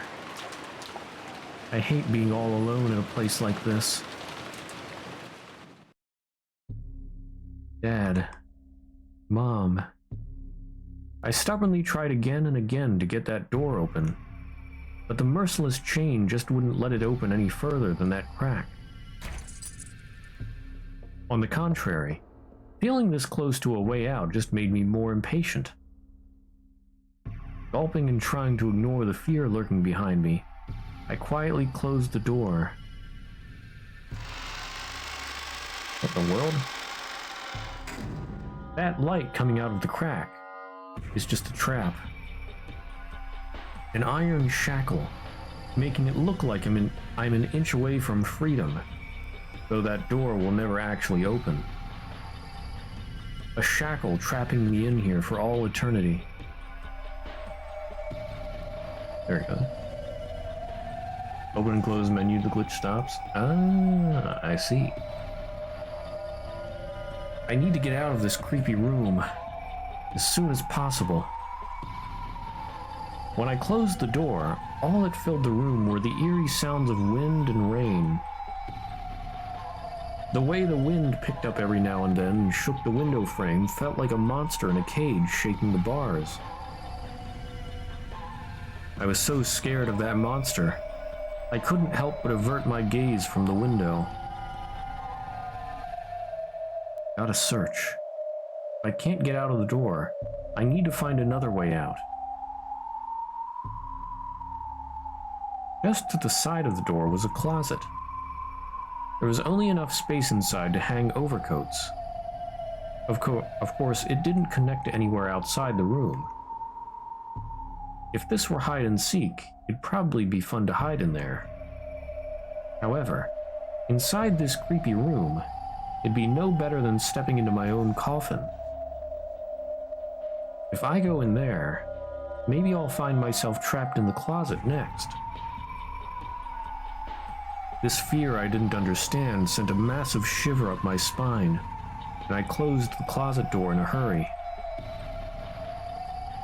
There's one door left. Well, when I opened it, there was the bath and toilet. Of course, there was no exit.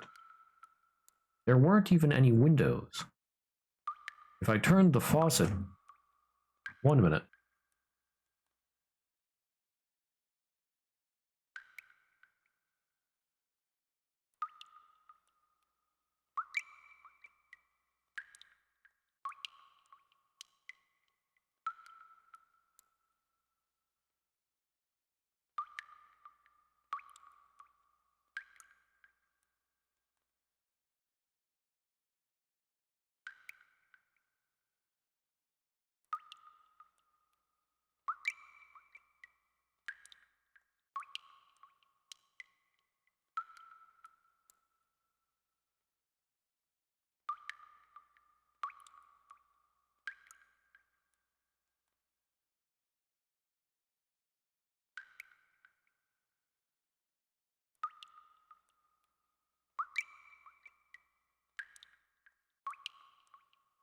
Okay, I'm back.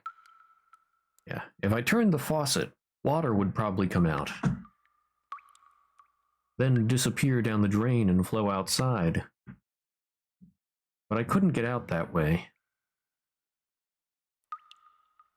Unless I went into the bathtub with the stopper pulled out of the drain and smashed my flesh and bones to bits. Oh, that's lovely. I had the feeling that this was the only way out, so the black stopper in the bathtub drain looked extremely terrifying. Wait a minute, this isn't Corpse Party.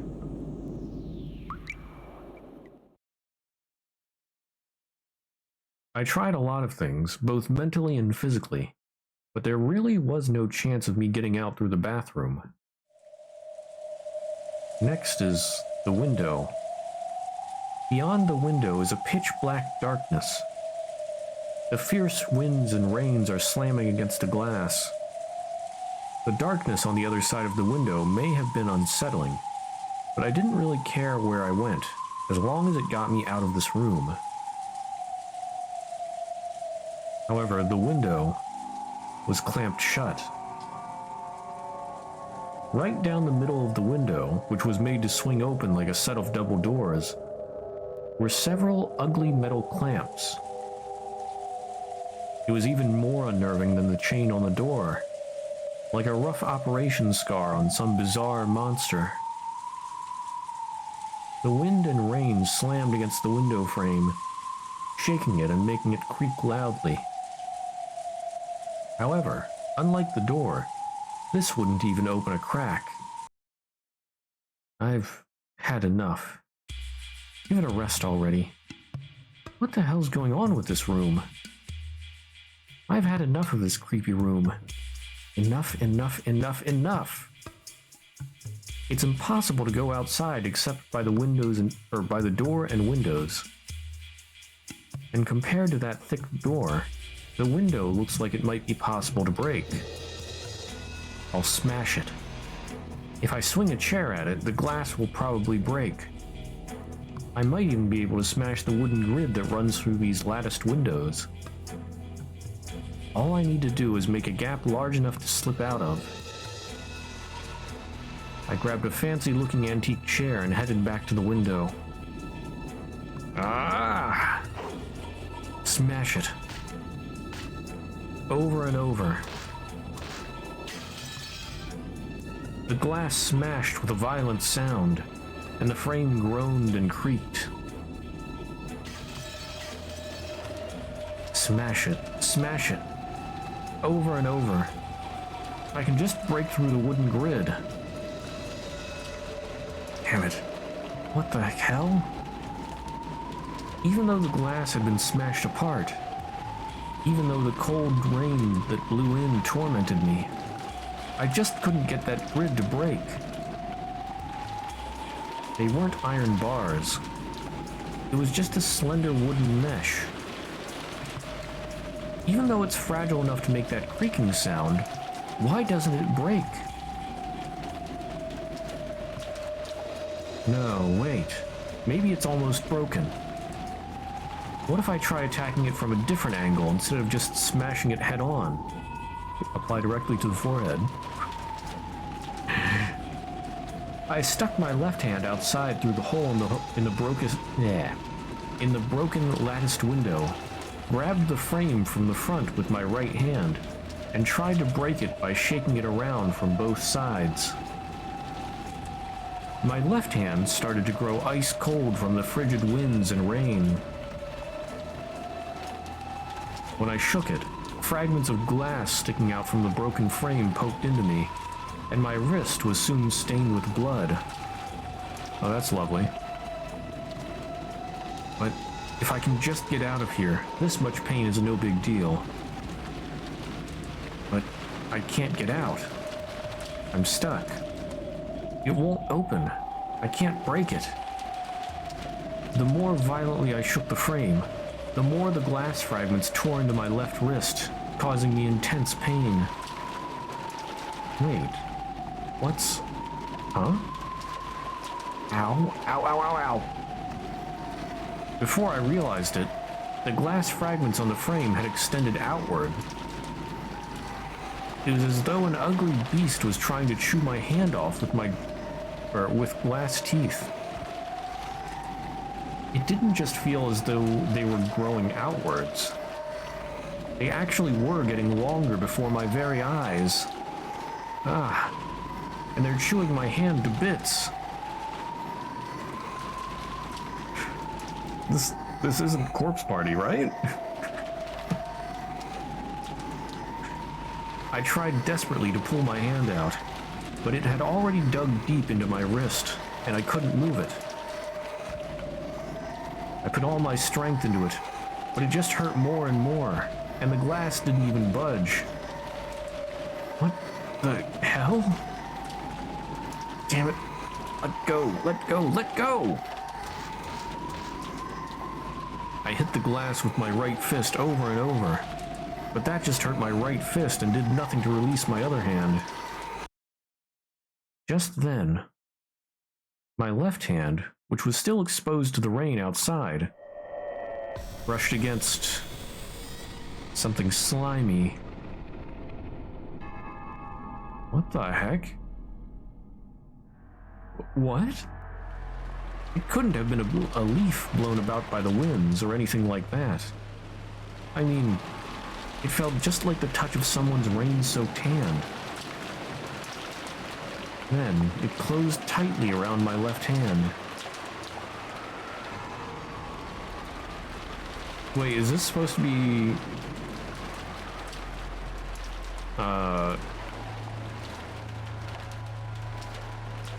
Yeah, when Battler and Erica are in the chapel, is she like grabbing his left hand and that's why he can't get it free? But then what's the whole... I still don't understand what's going on with the room. When I felt the 5 fingers, I knew that some person out in the darkness was touching my left hand. And... yes, I know who it is. It's the witch. The terrifying witch who rules over Rockenjima's night. The 2 hands soaked in the freezing rain gently caressed my left hand. However, though I could tell what was happening by touch, I couldn't see anything out there in the darkness. Then, it felt about my fingers and twisted my ring finger upwards. Ow, ow, ow, ow, ow. It's gonna break. Yeah.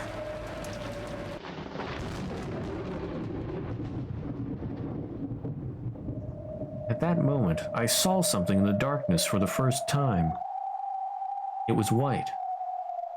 The darkness grinned and bared its white teeth.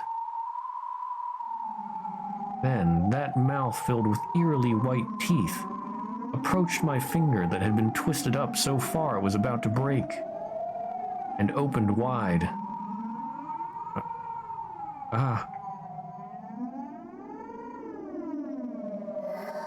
It must have been laughing at me from the darkness. After all, that creepy mouth was twisting upward in a huge grin. I had a horrible idea of what it might be trying to do with my finger. A shiver ran up my spine. I resisted as much as I could, but the fangs of glass just wouldn't release my left hand. And then, it gently bit my finger.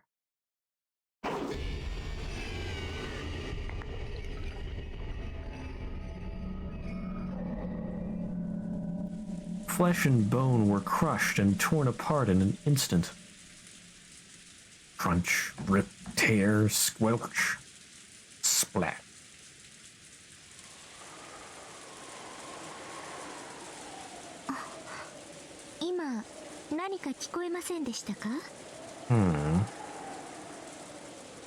But Erica is here. What in the world?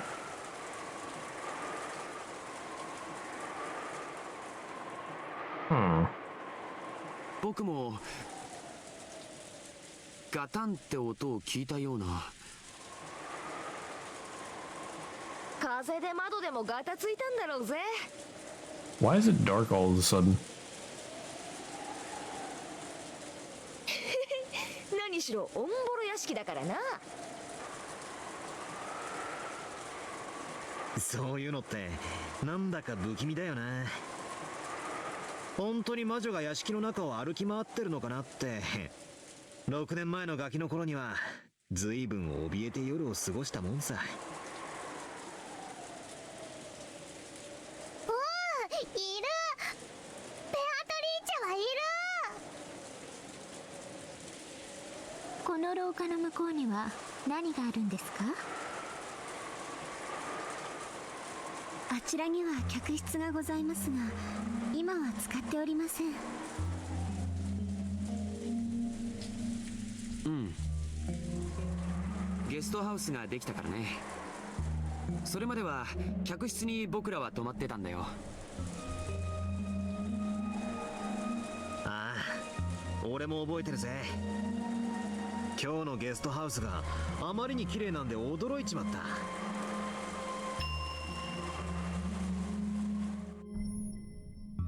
まあ新築だからな。私も自分の部屋をそっちに移したいもんだぜ。シャノン、エリカさんの部屋もゲストハウスでしょ？はい、ゲストハウスにご用意させていただきました。で、ゲストハウスは屋敷から離れていると。どんな事件が起こっても互いには聞こえませんね。やれやれ、まだ探偵モードなのかよ。明日の朝全員で揃っておはようって言っただけでがっかりしちまいそうだぜ。確かに、さすがに明日の朝には誰かが減ってないと困ります。ねえ。それではゲストハウスへご案内します。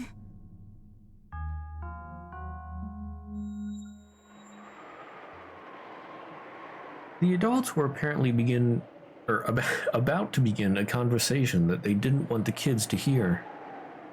The real family conference was about to start. As the kids and Erica followed Shannon on their way to the guest house, they passed through the empty entrance hall. Or the empty entrance hall? The entrance hall. I don't know. I'm just adding words for some reason. 外は今が一番の振りのようだね。客までテレビでも見ながらもう少し振りが弱くなるのを待ってもいいんじゃねえの？ゲストハウスに戻りなさいってママに言われた。ゲストハウスじゃないと怒られる。おお。ゲストハウスの方が落ち着けるぜ。不機嫌な親の声も面もごめん被るぜ。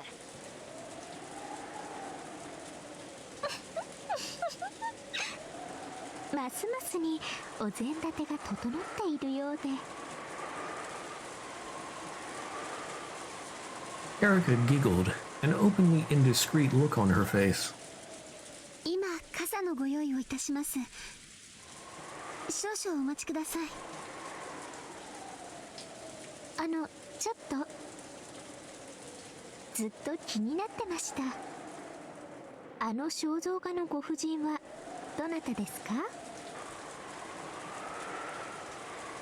まあぶっちゃけベアとの肖像画であることは知ってるわけですが、前回のゲームでは通り過ぎてしまっただけで面白くなかったので。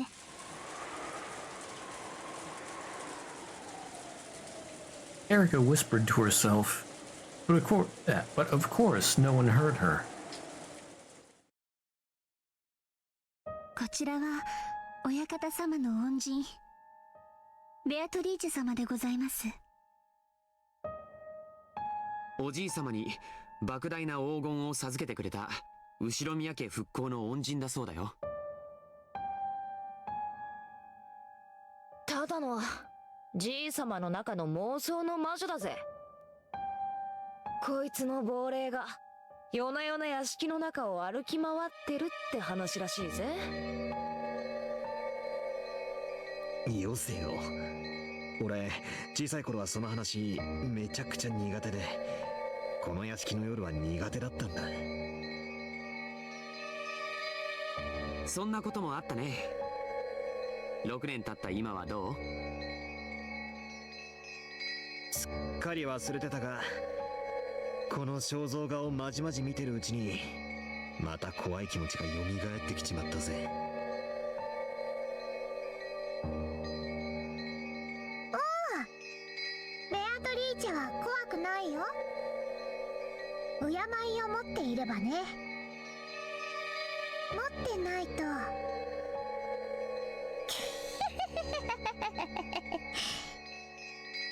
シャナン。はい。使用人たちの間でもそうささやかれています。夜回りの使用人たちの間でも時折人影を見たとか黄金の蝶を見たとかいう噂が。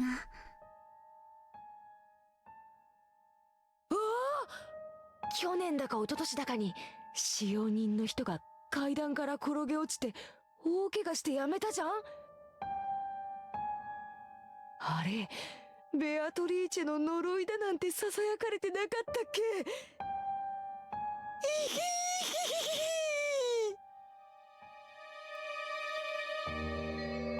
？Jessica told it like a ghost story, trying to scare Erica.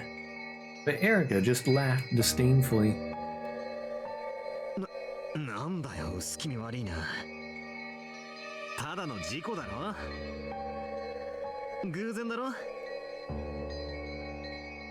おじい様がここに肖像画を掲げてすぐのことだから、一昨年のことだと思うよ。確かまさにここの大階段から落ちて怪我をしたんだよね。そうそう、このバカでかい肖像画は何しろインパクトあったから。掲げられてすぐは屋敷中であれは何だと話題になったもんだよ。それでその後すぐにここで事故があったもんだから、ベアトリーチェの呪いだってことになってさ。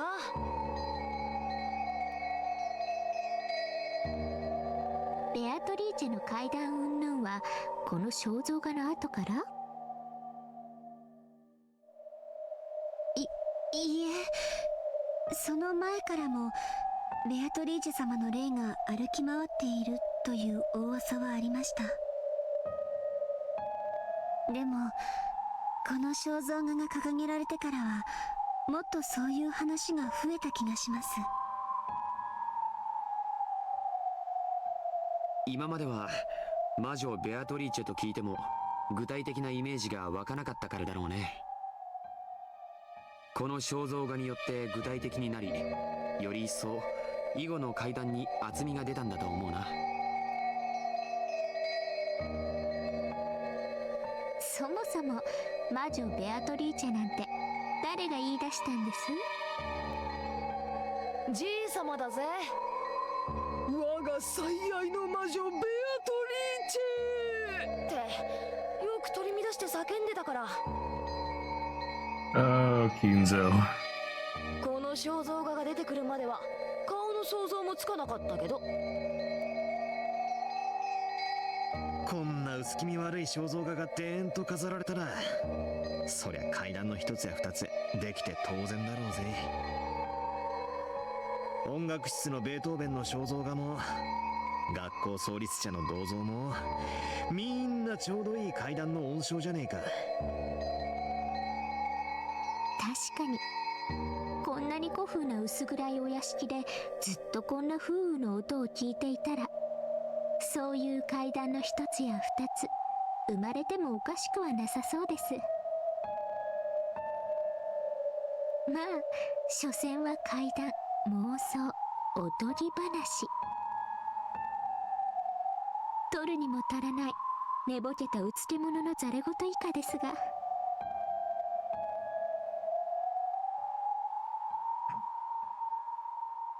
Erica looked up at the portrait and smiled at it hostilely,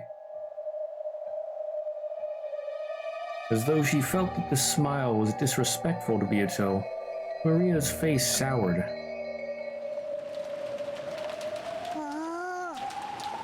アトリーチェはいる。そんなこと言ってるときっとエリカに魔女の呪いがあるよ。おや、怖い怖い。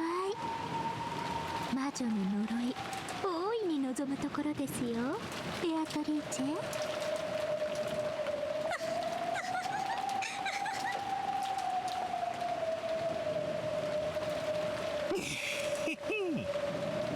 これでエリカが明日の朝変死してたら、魔女殺人事件の幕開けだな。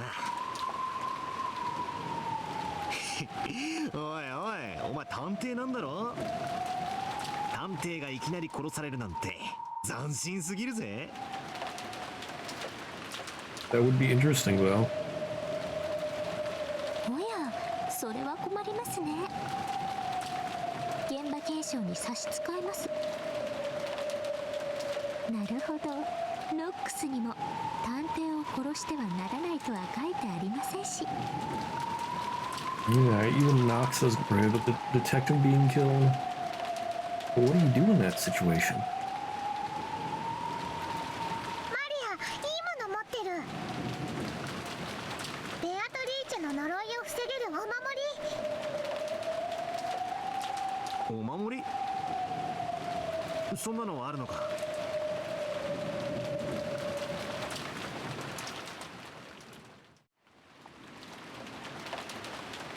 After fishing around in her bag, Maria pulled out a string of beads attached to a medal that had a scorpion drawn on it.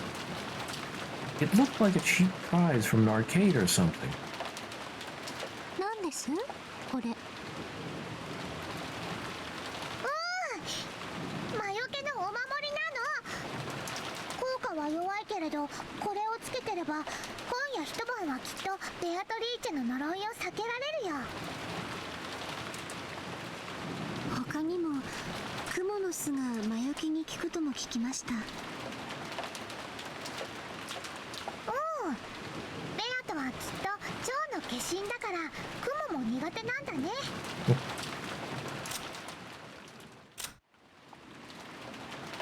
And no fear of magic circles or spider webs. Hmm.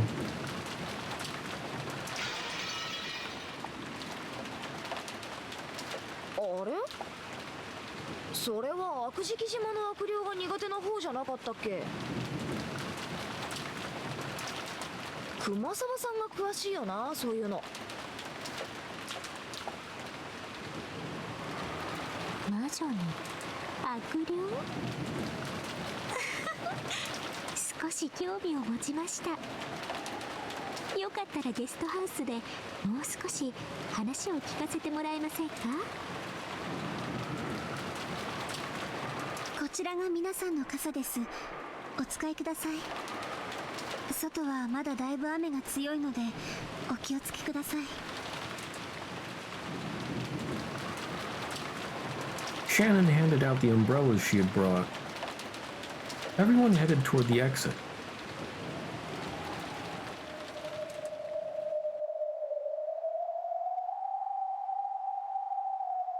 And then, when there were none left standing in front of the portrait, a gold butterfly appeared.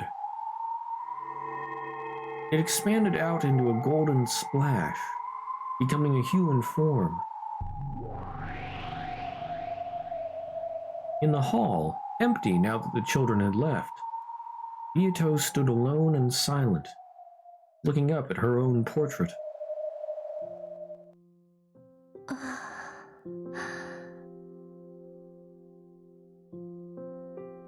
Without a doubt, the figure depicted there was as like her as an image in a mirror.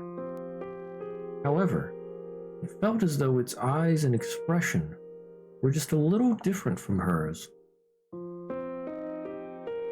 From her perspective, while the person in this portrait was almost infinitely close to her, it was just as surely a different person entirely.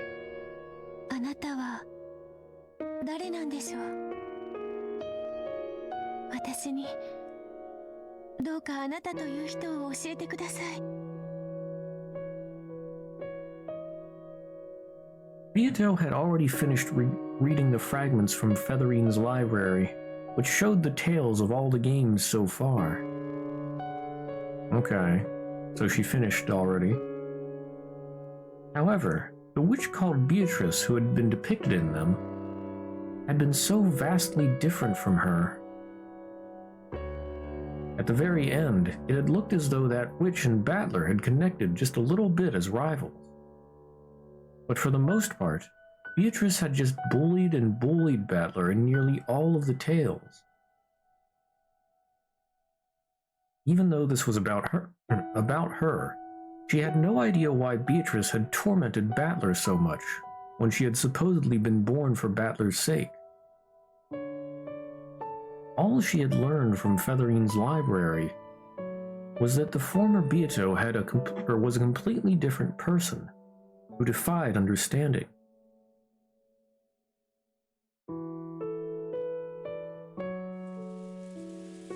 あなたに何があったのですか？私はあなたの卵、そしてヒナ。あなたの翼はお父様のためにあったはず。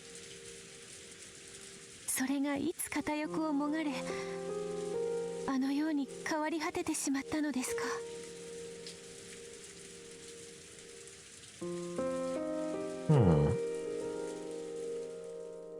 That's interesting. When did she have a wing torn off? The one-winged eagle?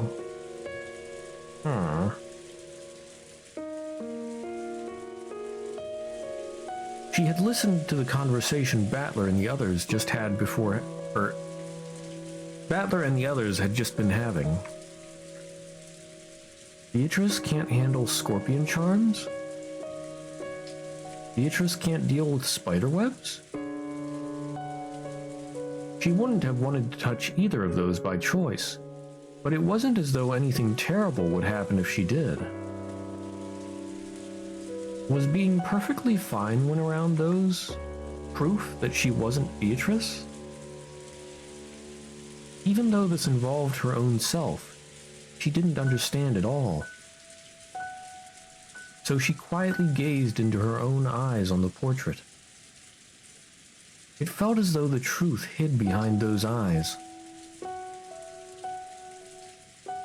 Beato slowly approached the portrait, and then she lightly touched it.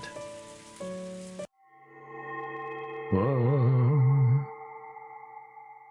When she did, it felt as though the portrait rippled slightly. Yes, This is a doorway. A doorway to the long path that will lead her to the Golden Witch, Beatrice.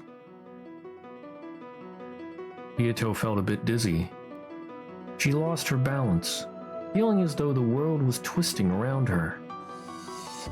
Then, when she couldn't tell which way was up or down, she was swallowed downwards. Wonk. With a soft, watery sound, Beato was sucked into the portrait.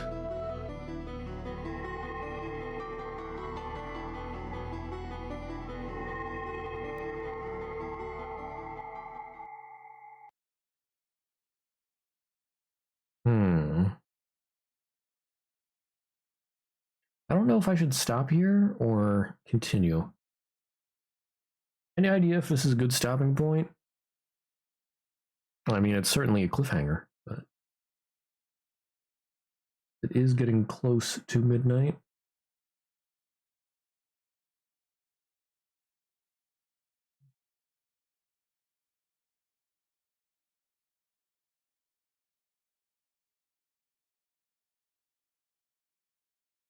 I don't know, I might just stop here for the night then.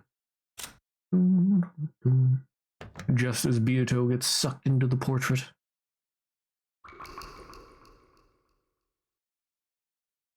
Yes.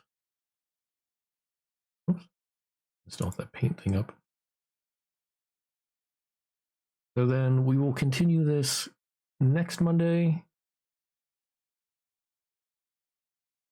And I really want to know what's going on with that room the Battler's trapped inside of.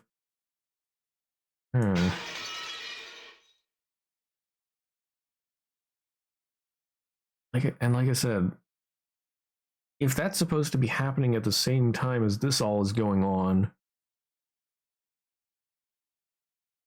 then why is Erica there? But also, why is Battler even trapped in there in the first place? I mean, I wouldn't think he would be trapped in there until after the game. Because right now, he's the game master. I don't know. I'm not going to get anywhere just thinking about this. I'll have to wait until next time. But yeah, so tomorrow I'll be continuing Corpse Party Book of Shadows. We're in like a little past the start of chapter 5 or episode 5, whatever. I'm not sure if I need to restart or if I just missed something. I don't know. I'm sort of stuck, I think. Yeah.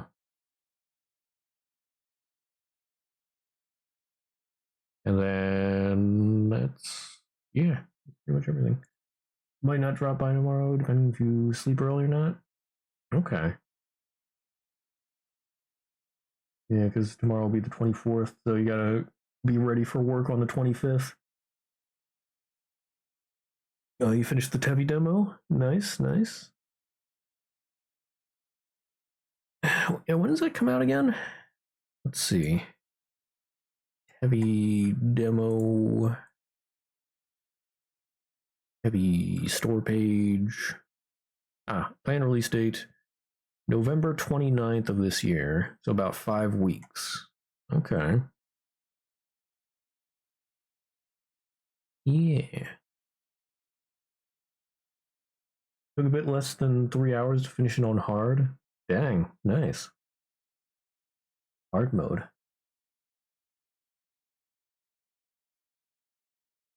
Okay. Well, in the meantime, if anyone is interested in social media stuff, there are links in chat to Discord, Twitter, and YouTube. You can always find those under the channel in the About section or below the Socials banner. Playing through Expert now. Okay. Good luck. You like it a lot? That's good. Yeah, I look forward to it. I still got to try the demo, but I imagine I'll probably play Tevi eventually. I don't know exactly when.